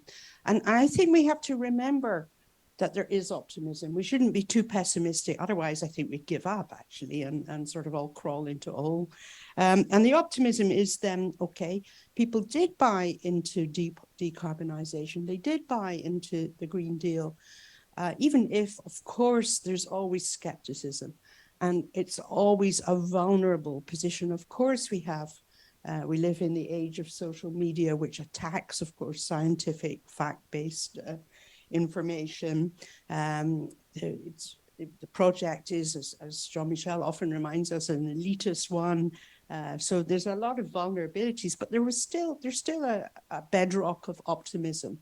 And I think it's really important to keep that going and not to lose everyone in the debate and only frighten people with, crises and probably terrible shortages in the winter. And why am I saying that? Because it will go badly wrong, I think, and it will just put people off. And this is where I want to come to the Dutch lesson that we're seeing at the moment, where we used to produce gas in the Netherlands, a lot of gas.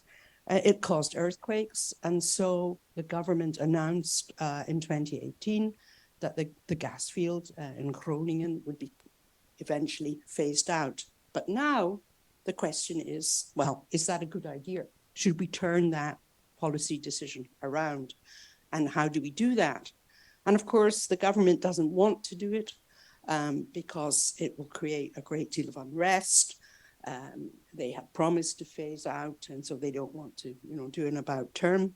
How is the debate now playing out? Well, it's quite horrific, I would say, because what you're seeing is people debating, well, if we keep the gas supply open, if we keep gas production open, it will cause so many deaths through stress, suicide. Whereas if we keep coal production open, the number of deaths that could be caused by air pollution would be less. And that is the dialogue, which I don't think is I think it's shocking, actually. I think it's, I think this is not how you conduct a policy debate. This is not good governance. But then the underlying question is, well, how did we get there?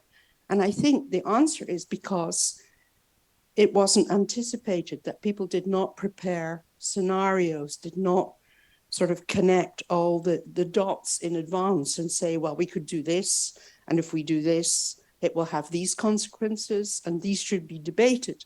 If we do Y, it will be different and it will have these consequences and these will be debated. And I think going forward to keep optimism, and it doesn't have to be misplaced optimism, but to keep trust in the system, it's really important that policymakers really do put the issues on the table at an early stage and say, yeah, there are difficult choices, we have to make them. And there will be winners and losers, but then there will have to be some system of keeping everybody on board. So we really need to look at input legitimacy when we're looking at governance. And I think we've heard a lot this morning about how we could go forward. We could create a new European agency that would have the institutional knowledge and maybe also the output legitimacy, but would it have input legitimacy? Would people in the different member states, in all the different regions of the member states, in all the different cities of the member states be convinced that some agency in the EU, there'll be a fight as to where it will go. We'll have to find out which member state is leading, when we look at the allocation, who's next. But would that really be trusted? I mean, it's a kind of elitist solution, which we would have to question, I think. It sounds a rational solution, but would it really be the right solution? Now, I think we have to think more creatively about the toolboxes that we give to public policymakers, whatever the level that they're at. And if we want to look, as we recommend in the manifesto, at a multi-vectoral, multi-level approach, then we really need to design the toolboxes and the tools. It's not just the tools, but also the toolboxes, because they have to be, I think, created for a very different system than we now have. And we've talked a lot about the young generation who don't eat meat and they probably drive electric cars. I have one of those in my home. She doesn't eat meat, she drives an electric car, and she has become a scrum manager. I had no idea what a scrum manager was. I still don't really know, but it's agile management. It's what the IT industry has created. to allow decentralized, diversified, agile management, because centralized management doesn't work anymore. And so there are all sorts of techniques out there, I think, that we can learn from, that we need agile management, and we need toolboxes that can be put in place at all levels through the system. For example, there are some simple things we could do to stimulate demand. We could look at the contracts that help consumers move to more demand side profiles, to let them manage the system, not just smart meters, but there are little things that could be done to help standardize procedures at all levels. If you want to stimulate energy communities, give them a toolbox. Don't let them reinvent the wheel every single time that they start up, because that is really essentially what we leave them to do. We think it's a great idea, but the governance that we have in place doesn't reach into those communities in a way that really helps them.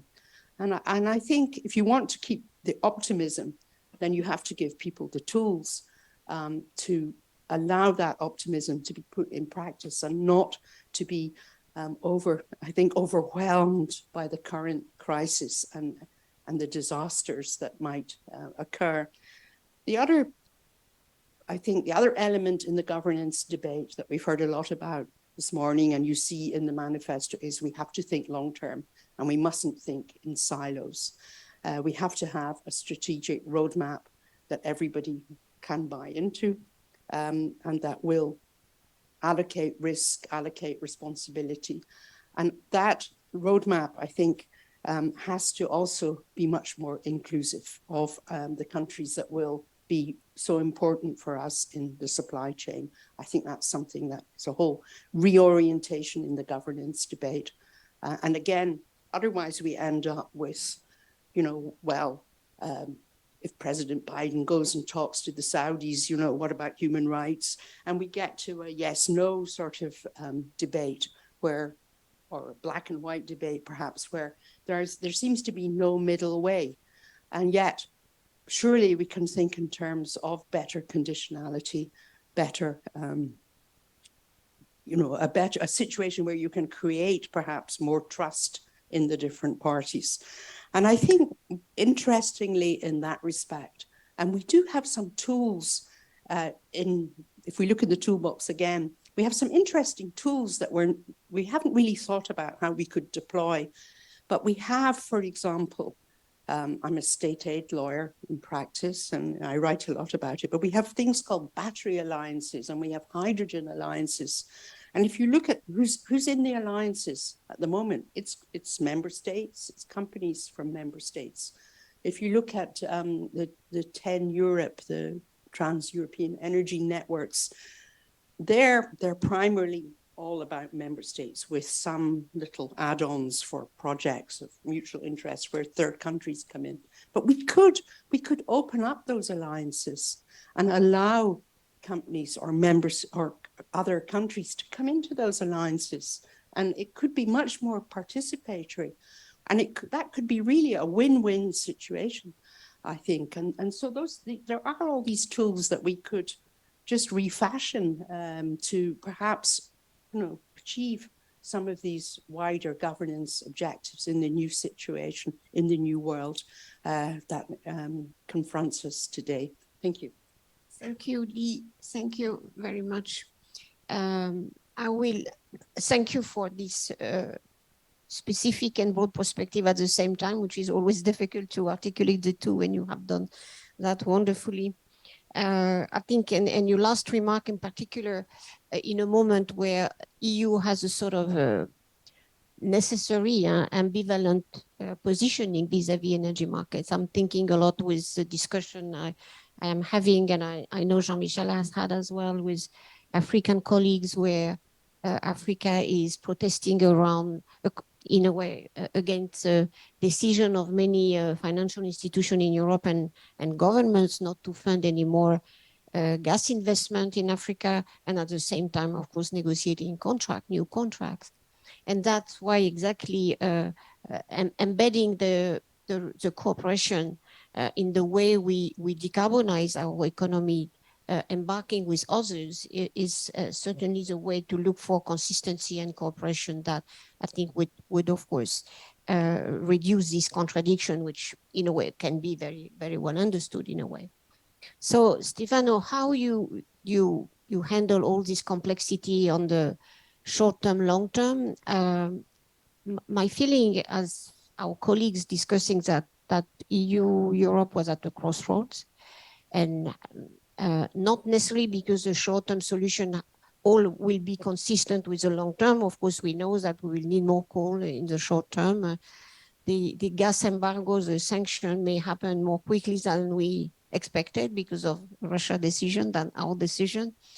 But anyway, we have to make the big choices, and I think to embark everyone and not have ambiguity on the long term, but at the same time, check how the short-term solution are not derailing the boat and the train. Sorry, is a metaphor was bad, and that's really a question mark. How we can check what will be the criteria, how we can make sure that this, and that was in a way the discussion we had previously, how the short-term solution, whether they are social solidarity or investment signals or the planning and the short-term response is not giving such a confused set of signals that finally we begin to doubt that the decarbonization is really what we are looking for. And that will be, in my view, of course, the catastrophe for EU, but that's more, of course, my point of view. Thank you, Laurence, for organizing this and for inviting me. I came for two main reasons. One, because I think it's important that we come out of our offices from time to time and we are a bit exposed to suggestion, criticism, and different arguments. So I'm very happy to listen to the comments and thanks to Professor Henscher for framing. And the second, because I wanted to really thank Professor Glashant for his great work at the Florence School of Regulation, because I understand he's nearing a bit the end of his work there. And I really wanted to thank him. He had a great intellectual impulse to the work of a school. We follow the work of a school very closely. They have been very beneficial on many issues over the past years. And I really wanted to say thanks also on behalf of the Commission. Now, I'm a bit worried now because Laurence said that you had until now sessions that were well focused and with high level substantial discussion. So I'll try not to bring too much down the discussion, but I wanted to pick up on what the framing intervention, what Laurence said on the governance, the short term and the long term, and a bit maybe focusing a bit more on the international dimension. And I had in mind to have three short points to make, or three main messages, starting from one general consideration, that is that the Ukraine crisis and the aggression of Russia to Ukraine is clearly not a regional crisis. What we are witnessing is an event that is not only will not be time limited, because it will last for long, but they will have a very far-reaching and irreversible consequences, not only in terms of security architecture in Europe, but also in terms of the way the global energy system is organized. There are some that now are branding what is happening as the first new global energy crisis of a new type. If you look at the 70s, we had an oil crisis. If you look at the end of the last decade, 2009, we had gas crisis. In this moment, the ripple effects of what is happening in Ukraine are having effects on the oil market, on the gas market. They are changing the way we are in Europe, but not only Europe, supplying our fuels. They're changing our patterns of demand. They're changing our trading partners.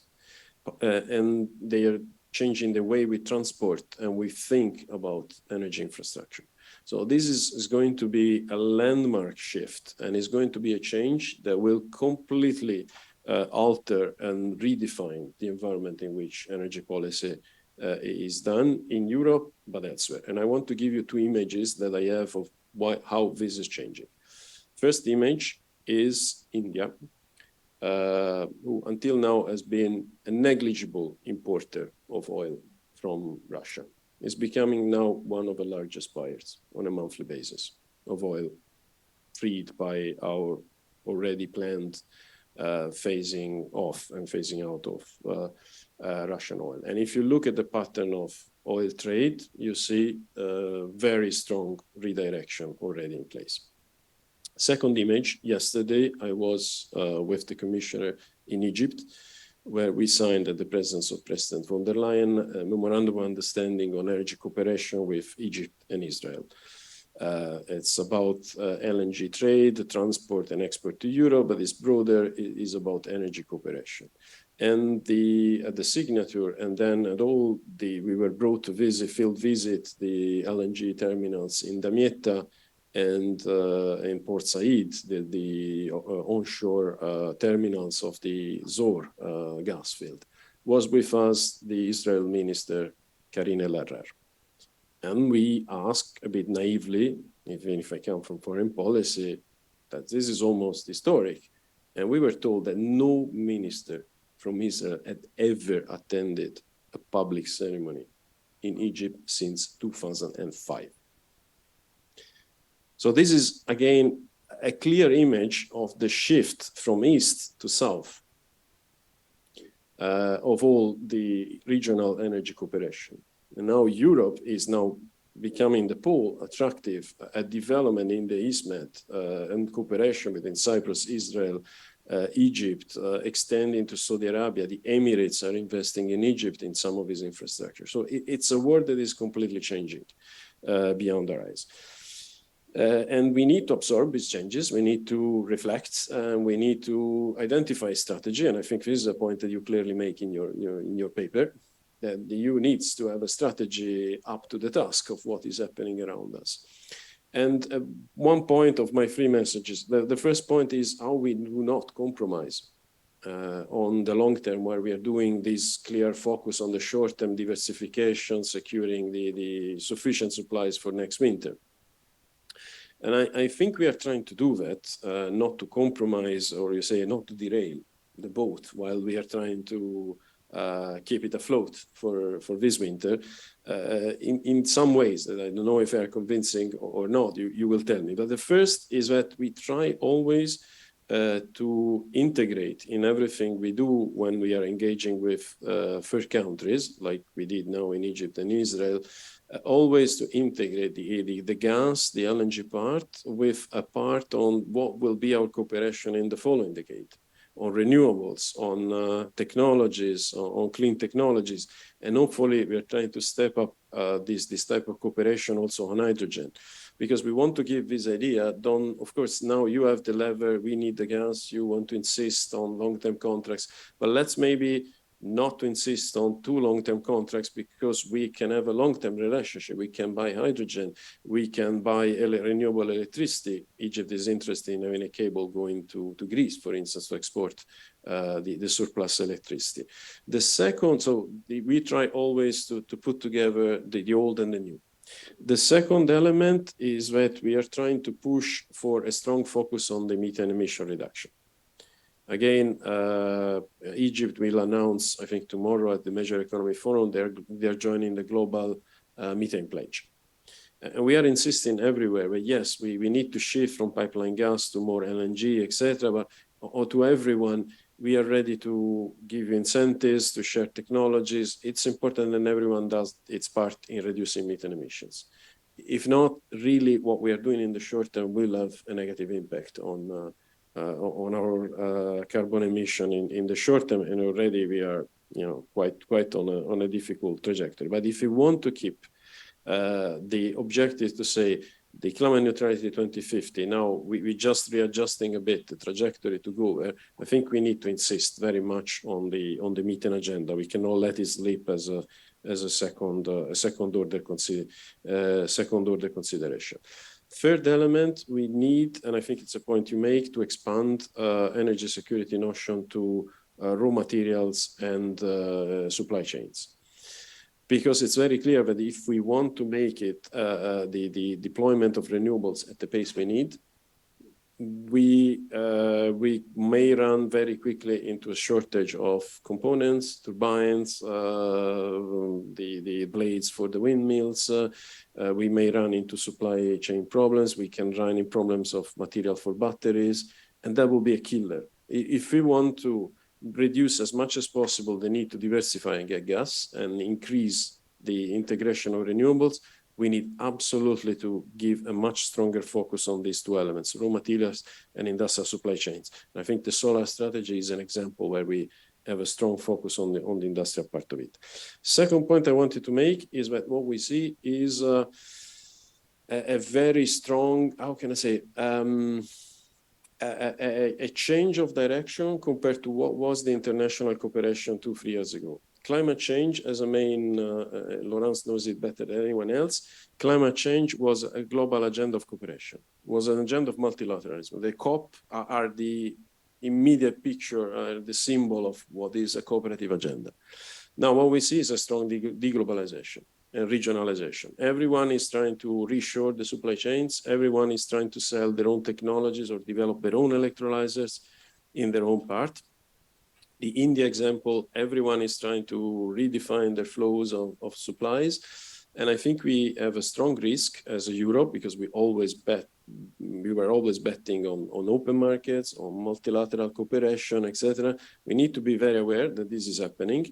It will be wrong to fall back on the instinct, let's create a climate-friendly club of only the United States, Canada, and the few others. We need to make a very strong effort to outreach Africa and to outreach Southeast Asia, India in particular, because they have a leading role towards others. If we fail to understand that what we are doing in Europe has strong adverse impact for food security, for energy security, access to energy for these countries, and we do not double down on international cooperation, just transition, the example of South Africa platform, and we do not really try to win the narrative that the only way for them is to stay on the course of the clean energy transition, and we lose the narrative that it's Europe's fault, it's the Green Deal fault, that they have food insecurity, high energy prices, no access to LNG because we buy everything, I think we will be in a huge position of weakness in the future. Third point on governance, and I stop. I see and I hear from our parliament, from many, Professor Henscher also mentioned it today, this focus on the decentralization, the need, let's say, the root-based energy communities, the empowerment of citizens. But what I see also contrasting this happening is a very strong role of public authorities and public government in this moment, much more than it was 1 decade ago. 1 decade ago was, again, market liberalization, market players running the show. Why I say a big role for governments and for the European Commission in this, because we see a great uncertainty there of where things are going, where investment should go. We see a role that governments are taking to decide through policy what is going to be the different parts of technologies in the energy mix, what infrastructure we need to invest, what will be the taxation and the regulatory framework. So I see a big expansion of the role of the government and a request that the European Commission takes a stronger role. They coordinate the contingency plans, coordinate preparedness, coordinate the purchase on international markets, even on gas. I mean, who could think that we should take the role of Engie or Shell or BP and buy ourselves? Still, this is what the request that is coming to us, that we go and engage and purchase at a collective level. So the point will be to manage well these two trends, because I think it's very important that the citizens are part of the process and that we do not overdo with the role of the state in the process. We interpret it correctly. And one way, I think the governance regulation that we have is already a good way to balance the role of member states and role of the Commission. One thing that we are reflecting on is we should not invest more on the regional dimension. What are the regional groups like a BEMIP, like the Southern European between Spain and France? because we realize that a lot is happening in Europe in subset, and you need to be close to where things are happening to have the data, to understand which infrastructure are needed, which terminals are not needed, and when can be skipped. And this will require that we work much more closer with regional authorities, member states on a regional scale. The other model we are using is the model of the recovery plan, because it's a model of more great interaction between the Commission and the member states and regional authorities on how the money is spent. Is a bit more directive. But I think in general, what will be important is that we go towards an energy union as a result of this governance evolution, but an energy union which is well decentralized, takes into account the different regional dimension, and is not killing through this big role of the state, is not killing the market, the private initiative, and the citizens' initiative, the citizen involvement in the Green Deal.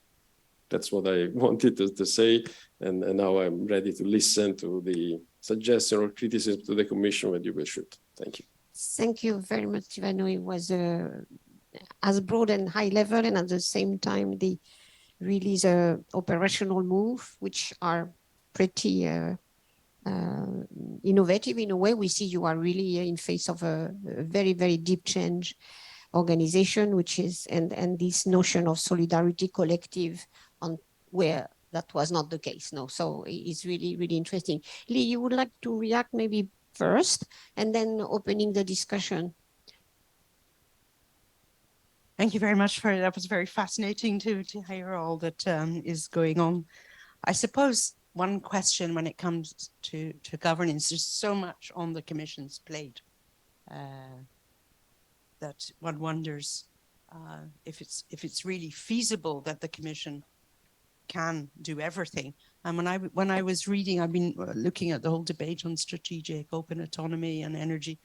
And do we make maybe a fundamental sort of flaw in our starting point when we talk about always the Commission, that we look always to the Commission to come with the answers and to execute the plans, and but the EU, of course, is the member states, but it's the Council, it's the European Parliament.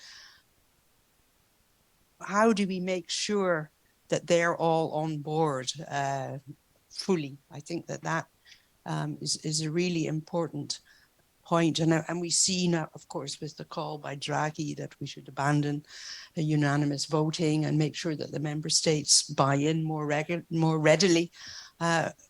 I mean, we're looking at huge institutional changes as well, which will take ages, of course, to deliver that kind of change. So, I mean, does the Commission have to look for new allegiances, perhaps, is my question, to get its these ambitious plans through?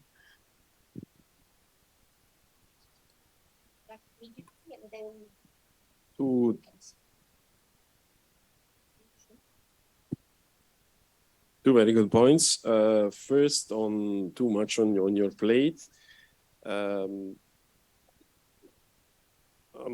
It's true, because we do not have we have a resource concern, an expertise concern, to be honest, because we are in a phase in the energy policy, which I have seen in other policy areas, for instance, in migration, where we have to move the Commission structure from a policy setting, a regulatory setting, as something managing the single market, setting with framing documents on the future of the policy, to something very operational, managing infrastructure, deciding about business plans, developing a joint venture with member states to engage with third countries on purchasing gas. And this is requires expertise, requires people knowing where how to do things, and requires a bit of time to gain experience on the best way to do it. So it's not going to be easy, but I think we are setting in motion now a process to step up in terms of expertise. We identify the leadership for this energy platform, the people needed, we are recruiting the right people, and we try to take on board member states as much as we can, but also industry in a nice way without having conflict of interest, but trying to build as well on their expertise. I saw that. I hope every time I mention it is disconcerting for the listeners, but I think it's still relevant. I saw this change happening in the Commission on the Migration Policy. When they first had the crisis, my DG Home was a Directorate General mainly doing best practices, cooperation with member states, and a few funding initiatives. Then they, over a few months and years, they have become an operational structure, deciding having the so-called hotspot in member states, even taking the fingerprint, people taking the fingerprint of migrants, and organizing a system of reallocation of the refugees on boats to different member states. So we are now a completely different structure than we were 3 or 4 years ago. And I think this is what is happening in the energy policy as well. So I want to manage expectations. You don't create this expertise in 2 weeks. But I think as it happened for other crises, we will be up to the task. How to keep the member states on board? It is a challenge because I think everyone broadly is there. But then when you discuss the real things and who pays for what and what type of infrastructure must be built and which member states has to rely on other member states' infrastructure not to duplicate, then it is a problem. And one of the main vector of integration in this moment is the European Council. And then we are also trying to work as much as possible with the member states through different existing channels. We have the gas coordination group, we have the Director General's meeting, and the number of meetings we are having with them is incredible on a weekly basis, basically. So it is a genuine concern to have everyone on board. Again, it's something where we are working on, but what I see is that broadly everyone sees that we need to work together if we want to come out of this crisis. Otherwise, it will be difficult for everyone to play solo. Thank you, Stefano. I would like to open the discussion now. If you want to come, please, and then we have a sufficient time, so it's good. Our presenters have been very concise, so go on. I'm Tom Kennis. I'm a freelance writer. I'd like to sort of latch on to the optimism that I heard there. I don't know, probably most of you know, like about 15 years ago, 20 years ago, Uruguay, South America faced this huge energy crisis. Prices were going up. They were very dependent on Brazil, on Chile. And then they just decided, well, that's not gonna fly. And they set out a plan. And they are now, I think for the past 5 years, 100% or close to 100% of renewable electricity demand or supply that they've achieved. So that's just goes to show you can do this. California reached this year, actually just last month. They announced that they're the 5th largest economy in the world, 6th largest. They are now 100% renewable electricity. But that also latches on to electricity being, it's the low-hanging fruit. It's just like 20-25% of the whole energy puzzle. So when we look at what's Europe to do, the technology is there, it's all there just to be put into place. Just the political will needs to be there, industry needs to be on board, but it's feasible. And I would go so far as to say it's relatively easy because it's been done. Now, a side note there, for me, I think about 20 years ago, I read this article in The Economist about microgrids. This was the new wave of technology, the new wave of doing things to supply our energy needs. And when I look at what they are is basically very local or regional, very resilient grids where you have multiple inputs, you have wind, solar, you have storage, you have hydrogen, but because they are local or regional and interconnected to some level, they are much better at withstanding shocks like war or other things.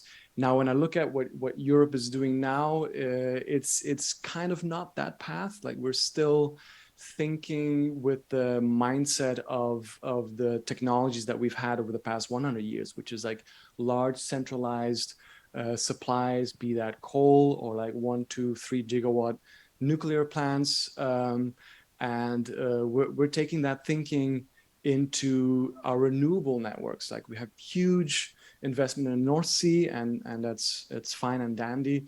There was this German project in North Africa, Desert Tech, plastered the Sahara Desert with solar panels. You put some plugs to Europe, and we've solved our problems.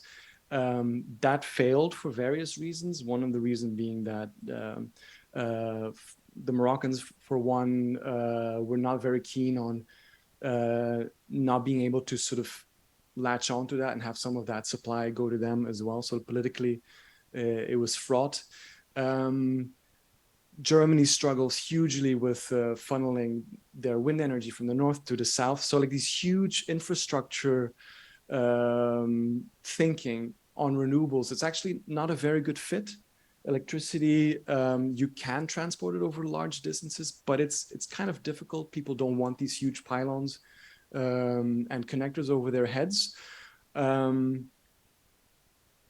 Again, technically you can do it, politically you can do it, but I think when we're talking about like consumers and consumers being resilient or like being less impacted in fluctuations, I think there are other models that are better fit for this, having consumers be part of cooperatives, having them invest in a local grid with their storage, and where their solar panels and their storage, their battery in the garage actually is part of a virtual power plant.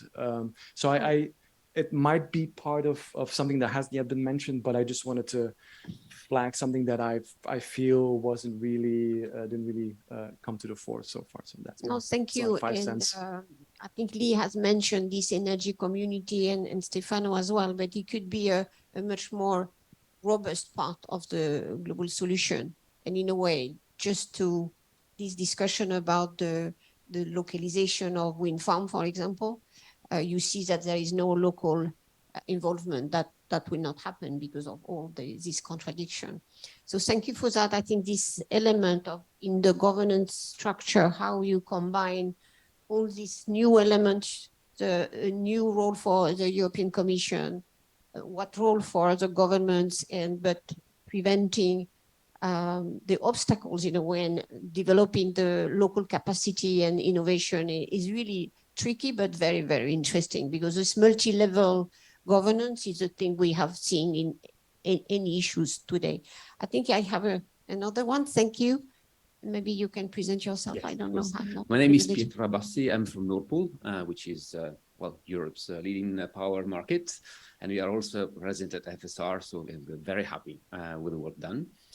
I have a question, twofold question to Stefano Grassi concerning the third axis of development you mentioned, which is public intervention, being either from the States or the European Commission and the role of the markets. So in the light of what you said, what do you think then the role of the free power markets will be in the future, in hand-to-hand with more state intervention and that you mentioned? And secondly, given the fact that we have more and more renewables, batteries, electric vehicles into the grid, that means decentralized generation and consumption. So what do you think of decentralized markets, and what should be the role of public intervention there? Thank you. Thank you. I propose maybe Stefano and Lee, you react, and then I have another set of intervention of questions. I think at least 2 or 3. I don't know who wants to. Maybe Stefano, you can start, because there are very direct discussion question to your role of the role of the Commission. First one, reaction to the issue on optimism, because we are also very confident that we the march of renewables in our system is irreversible and unstoppable. And I think we will be by 2030 much higher than the 70% of renewable electricity in the system where we say. Because if I look at the technologies in development, at the price point at which they can now operate, I think by far this is the winning technologies. But we have in our target 2 possible bottlenecks there. If we want to get there, maybe not 100%, but close to it as much as we can. One is the grid development, and second is permitting and authorization. And that's why I don't want to make too much publicity on it, but we were quite courageous in putting on the table with REPowerEU a legislative proposal to accelerate permitting and authorization, to introduce new concepts like the go-to areas. Because we do think that if it is taking too much time now to deploy new renewable installations. And not only for generation, but it's also taking too much time for the grid connection, for development of the grids. And if we don't address that, I think this is time we don't have, because if we want to phase out Russian fossil fuels, we need to do quite a lot in the next 2-3 years. So we really need to accelerate as much as possible. Second point on the role of market in the free power market, I work with a liberal commissioner. She's a very pro-market, and except for an initiative to take over Eurelectric and to buy it from the commission, no, I'm joking. No, we are. We see now a strong pressure coming from member states, from governments, to revisit the electricity market design and to open up greater space for state intervention in forms of going even beyond regulated prices for broader set of consumers, to identify new and ways of doing the auctions. So we are very reluctant. We try to put as much as possible the brakes, the stop on that. We do feel that the current market framework design is not context driven. It was not good for 10 years ago and not good for now. It is possibly the most efficient and optimal way to match demand and supply on a daily basis and to ensure integration over the single market. But we do see the need going forward, and we're mentioning decentralizations, intermittable sources of generation, to create greater space for long-term markets and not to put everything on the spot market. So where we are trying to steer the discussion, and you know that we are launching an impact assessment on the future of electricity market design, and possibly next year we will draw conclusions in whether this needs legislative or not changes. What we would like to steer the discussion is to see what is needed to facilitate and foster forms of long-term contracting, forms of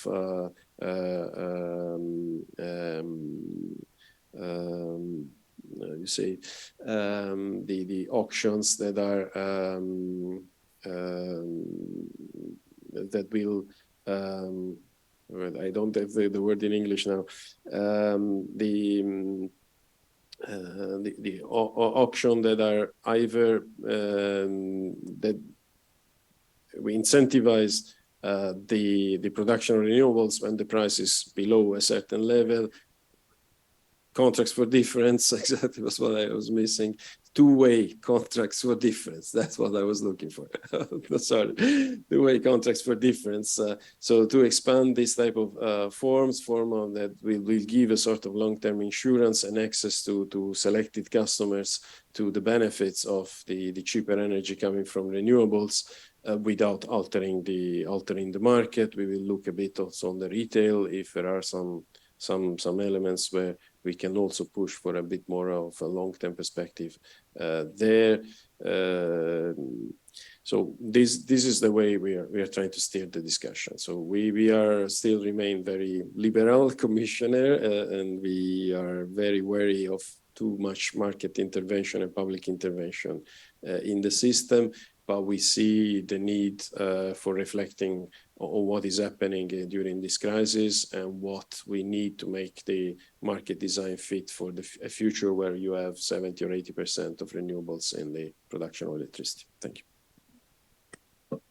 Thank you very much. Maybe also, thank you. That brings, I think, reinforces a point that was already made this morning, that a lot of the problems or the issues are not created by the crisis as such. They were already in the system, that there were already, I suppose, strains in the system that had to be addressed. And maybe the lack of investment in grids was one of them. And yeah, the focus on the short term at the expense of the long term, which was a discussion we also had when we were debating the manifesto, that a lot of long-term contracting tools were thrown out as not suitable for creating the internal energy market, and now they're being sort of readmitted. And I think it's very interesting to explore, well, why were they thrown out? Was it for the right reasons, the wrong reasons? Why are long-term PPAs welcomed again? Contracts for differences, sort of PPA after all. And, you know, should we also be sure, and I think that's one of the messages from the manifesto, if you're going to change policy again, then you need to do so in a way that creates legal certainty, that creates confidence that you're not going to make yet another U-turn. And I think that that's really important, that the lessons of making U-turns in the past are properly taken on board. Thank you very much. I think we have Christian, you, and then Nicolo, and then maybe others. And then we do the final round of comments. So please, Christian. Just one quick question to Stefano. Very interesting with this impact assessment on potential adjustments to the market design. Are you considering the issue of cross-border PPAs as part of that? A, and B, how would you see a potential timeline for any legislative adjustments? Would that be within this commission, or would it be for the next commission to do? Thank you. Thank you. Yes, please.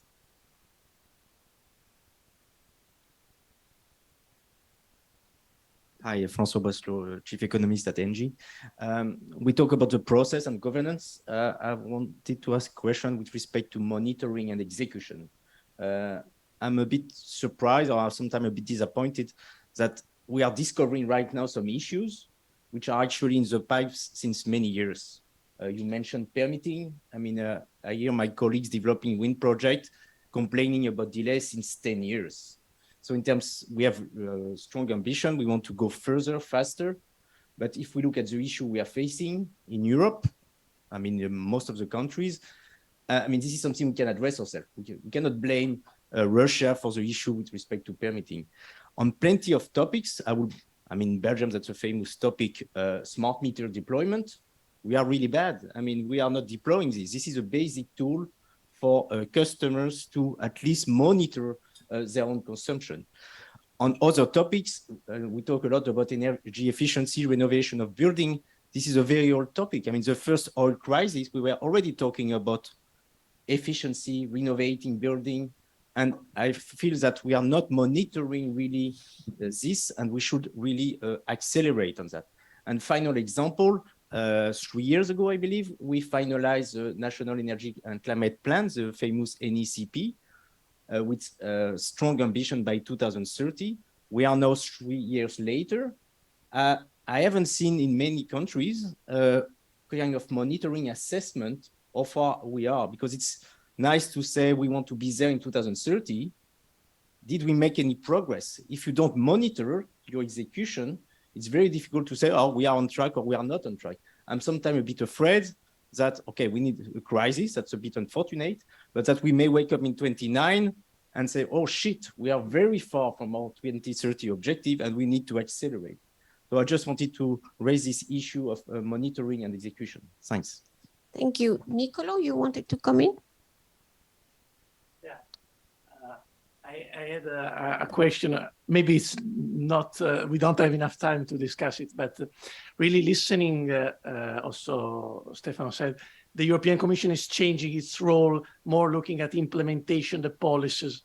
But then do we have also beyond the energy, because all these crises you mentioned, they are telling us the right governance at the European level. I mean, the role of the European Commission, when there are so many policies at the European level to be implemented, is correct? Or should we rethink the distribution of powers? This is maybe also a question for Lee, between the Council, the Parliament, the Commission, and eventually other bodies. Thank you. Thank you, Nicolo. Is there any other? Yes, please.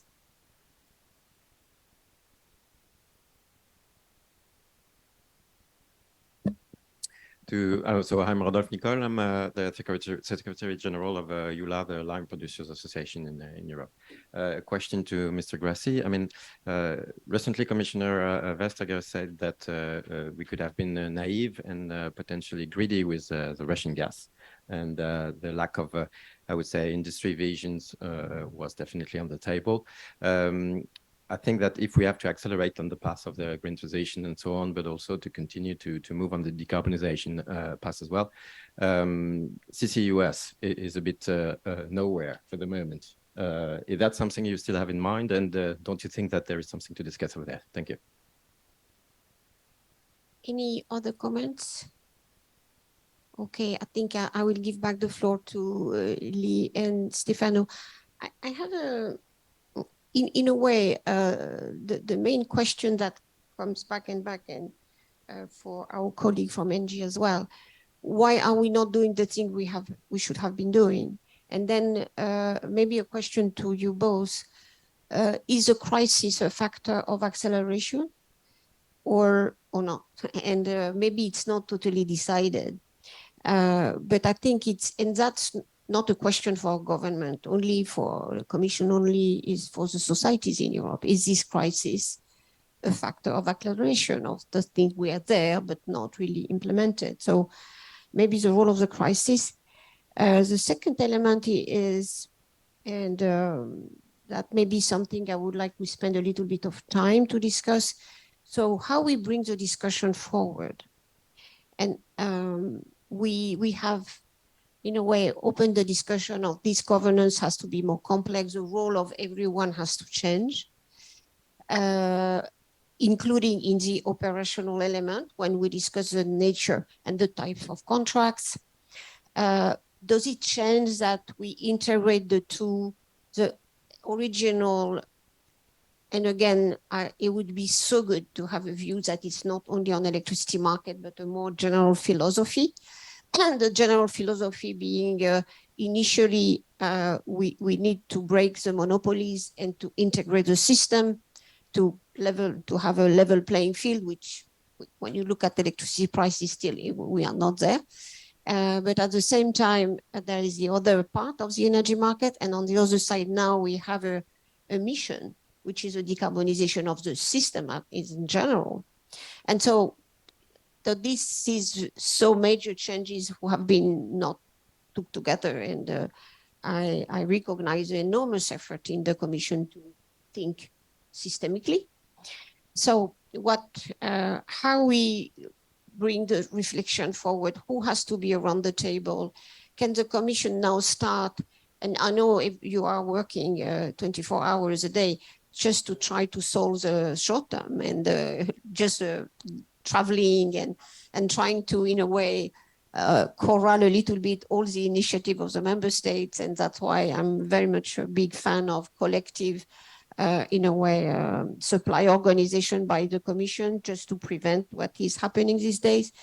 And then how we give the signals or we organize a reflection. Georg earlier on in the discussion said we should start the thinking and the building of the European Energy Agency. A body is certainly important, but and then what the process we have that really now, if we agree, which I think was a common view and the manifesto is arguing for that, a multi-level governance. So how we start the conversation that these different levels of governance are represented. And finally, I would like to think at the Commission level, because of course it's even if you are in your energy field, but I think the Commission is discussing as all over how we bring this notion. We have had a discussion on solidarity, which was of course because of the COVID crisis and the Next Generation EU. There is big issue about investment, how you see that now, where we see all the level of investment we need. And at the same time, how we consider energy as a scarce, precious resource. And at the same time, somehow how we share the cost of that. So I think it's a massive, of course, endeavor, but probably we need now a very strong process to get there, because again, nobody has a solution for now.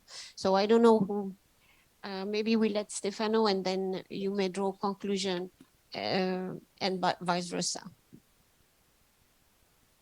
Thank you. I'll try to be telegraphic on the many and very well targeted questions. On the impact assessment on the electricity market design, yes, indeed, we will be looking into the issue of power purchase agreements and the cross-border dimension of it. My personal impression is that more than the regulatory barriers, what is hampering the development of cross-border PPAs is also financial barriers. And I am personally pushing a lot our dialogue with the EIB to deploy a new incentive instrument, exactly to, first of all, to broaden the number of actors who can have access to PPAs, because there is an issue of credit worthiness and the trust that the banking institutions have in some of the actors, and it's especially more difficult when when it is cross-border. So I think the EIB can help out. We have EU Invest that has an agreement with the EIB, and we are trying to use that to give new incentives. On the timing of this, our work, I have to be a bit guarded because it's been discussed at the highest level. And we need to balance two different pressures. The one pressure is a certain political pressure that everything is done now, the next European Council, and the technical consideration that if you look at what was done for the previous reform on electricity market design, I think it took 3 years to develop the proposal. We may not have 3 years, and we want to do maybe something different than the overall reform that was done in the clean energy package. But I think when exactly we will conclude the impact assessment will depend in the way we balance these two considerations. The other question was on monitoring, and I think it's indeed good to point to the importance of that, because we are setting a number of targets, we are expressing a number of wishes or indicating of endpoints, and then if we lose track of what is happening, it's a problem. We have two powerful tools to do that. One is the RRF itself. There are milestones clearly identified if we want to be disbursed the money. And we have the State of the Energy Union every year. We will use these two instruments to monitor what is happening and see if we are on track.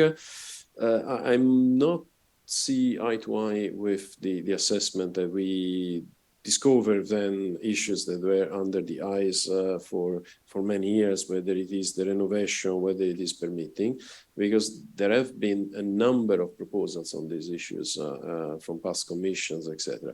What we are trying to do here is to understand why these did not produce the result. I mean, on permitting, we have an article in the current Renewable Energy Directive from 2018. We have articles in the 10E. We have an article in the decarbonisation of hydrogen and the gas markets proposal on the hydrogen infrastructure. The problem is that just working on the compressing the timeline for projects and a maximum duration for permitting never works. So what we try to do something here is to think outside the box and propose new tools that were impossible politically earlier.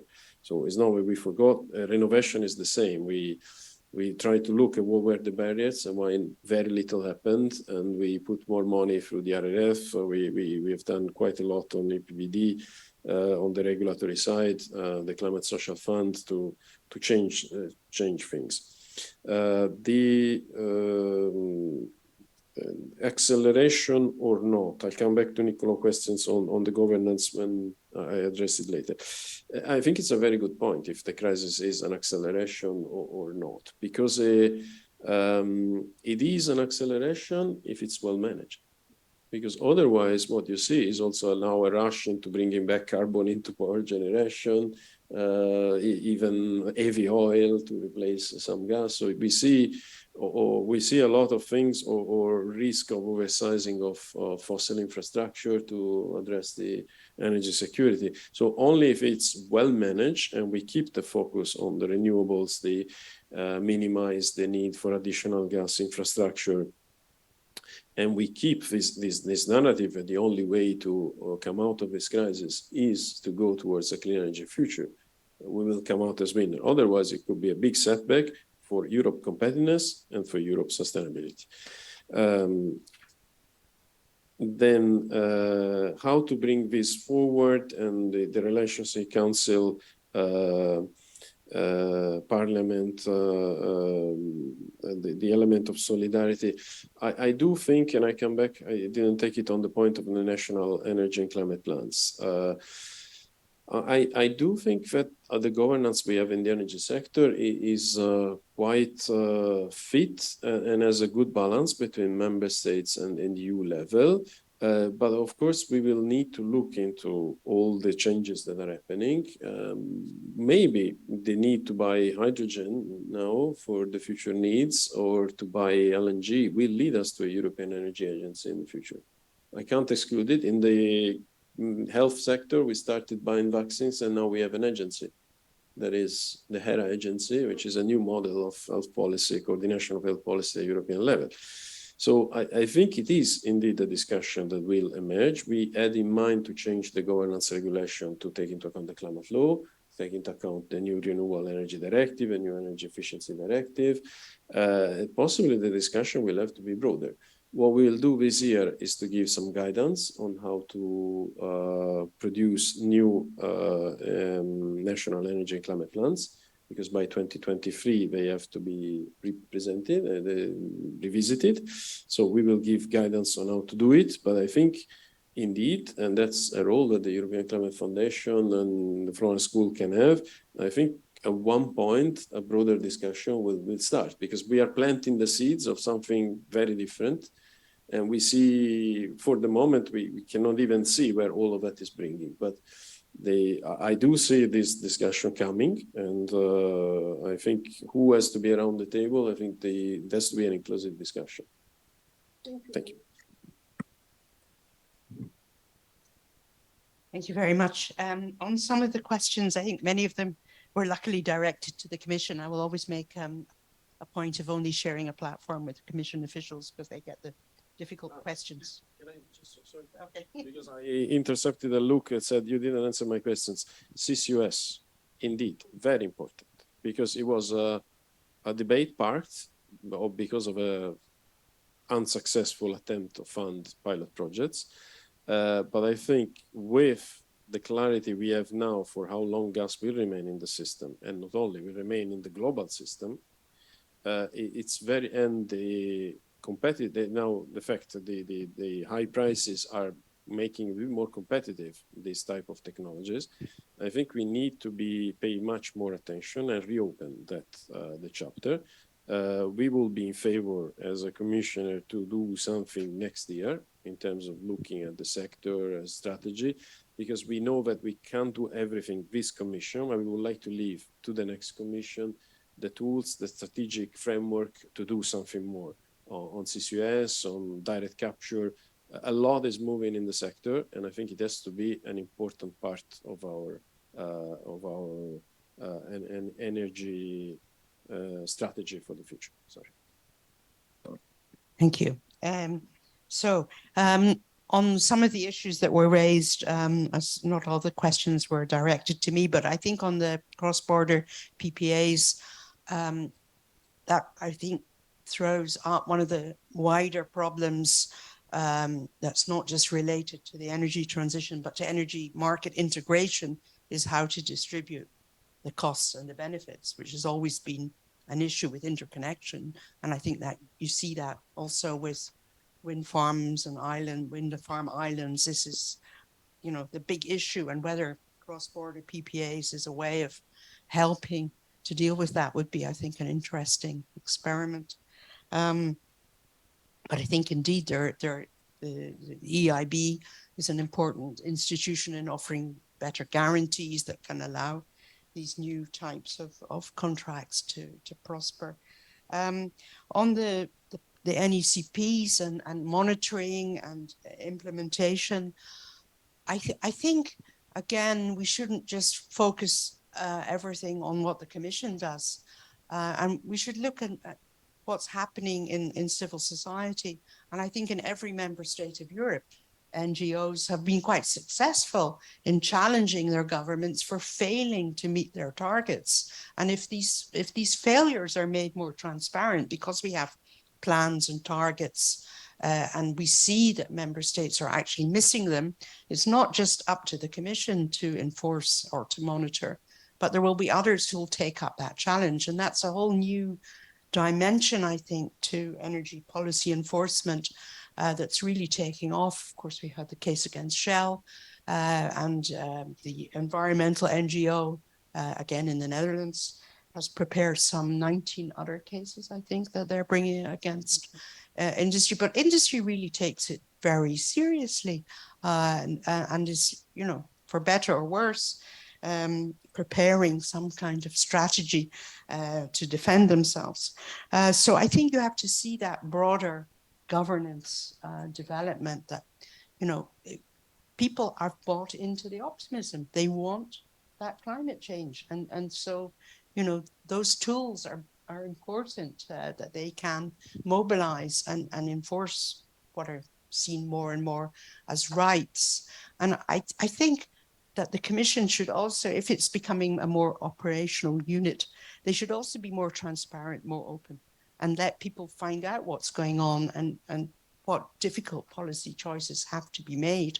But it needs to be a much more open debate, I think, where the public can really see that there are really difficult choices here, and that we shouldn't pretend that one institution can resolve this, or even at member state level. So it needs to be much more open, I think, and democratic.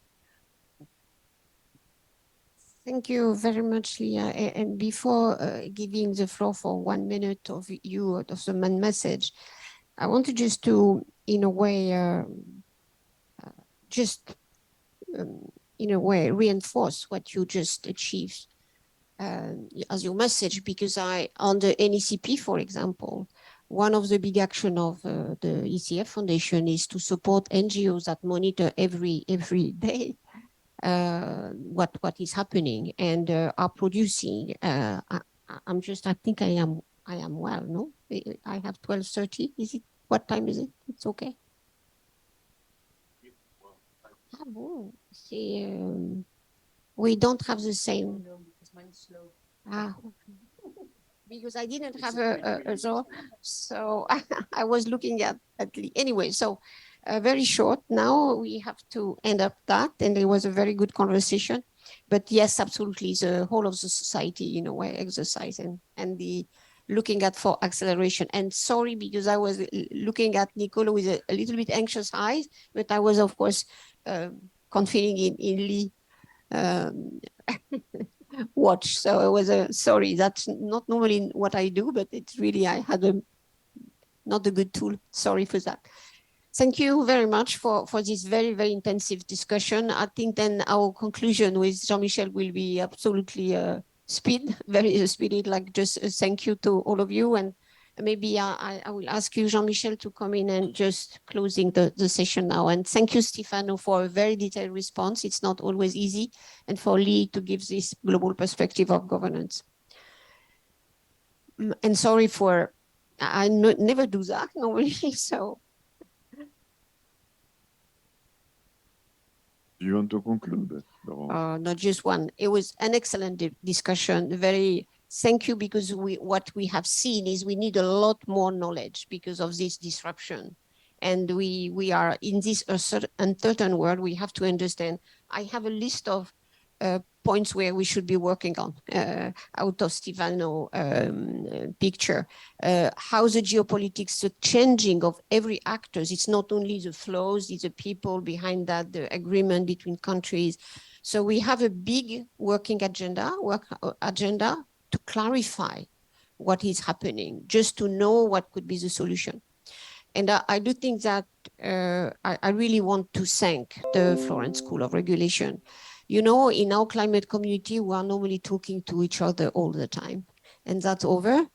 And that's why I thank you, Stefano, to be so forceful on the long-term agenda, and that the core of the energy expertise in Europe, really, the Florence School is a very important element. And I was really want to thank Jean-Michel and the team to have been so open to have this discussion that is not the traditional one you have. So thank you. I wanted just to say thank you. And we won't let you go. Of course, you want to go on some of your activities, but we will not let you go internally. Yeah, it's a bit useless to thank us because we are a school, we believe in it, and we think it's a sacred duty. A policeman is doing a sacred duty also, but of a different kind. So it is our role to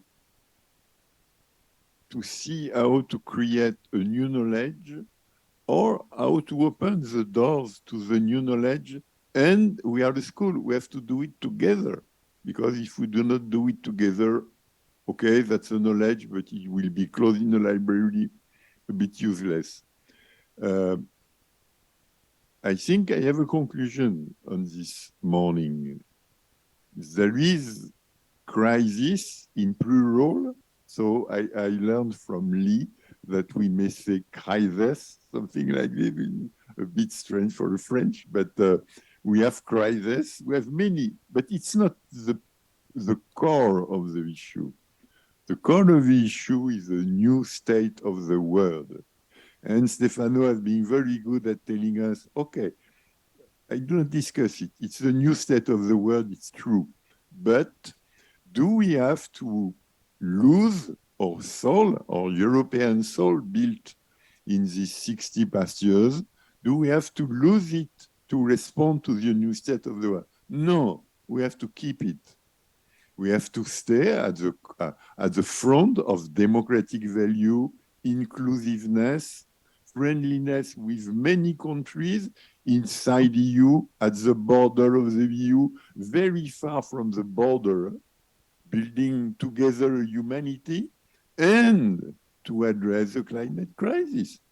Because we know that if we do not address the climate crisis, you cannot keep humanity stable. And a big part of humanity is not looking at the crisis the way we look. They look at access to energy, access to the modern world, access to growth. That's what we have to do. How we will do, we do not know, because we need many new tools, or we need to combine classical tools, but we didn't learn to combine them in an efficient way or in a fast way. And we have to do it together from academia, NGOs, the Consumer Association, to industry, to European Commission, member states, etc. We have to do it. And it's a hard work, but we have to do it. If we do not, we will lose our soul. So I think that I was willing to conclude. The conclusion is that we have to do it together. So we are far from concluding. We are rather acting. And this way of acting, we think, to put our leaves up. So let's continue the conversation. We will finalize the manifesto as a School of Regulation. We finalize it. And then I think we will have the continuous discussion bilaterally with every stakeholder and try to see how we can really structure the discussion on the next months and years. Well, at least, and certainly prepare a good discussion of how we address the short term, how the winter is something everybody discuss together and not only one by one government by one. Thank you very much anyway.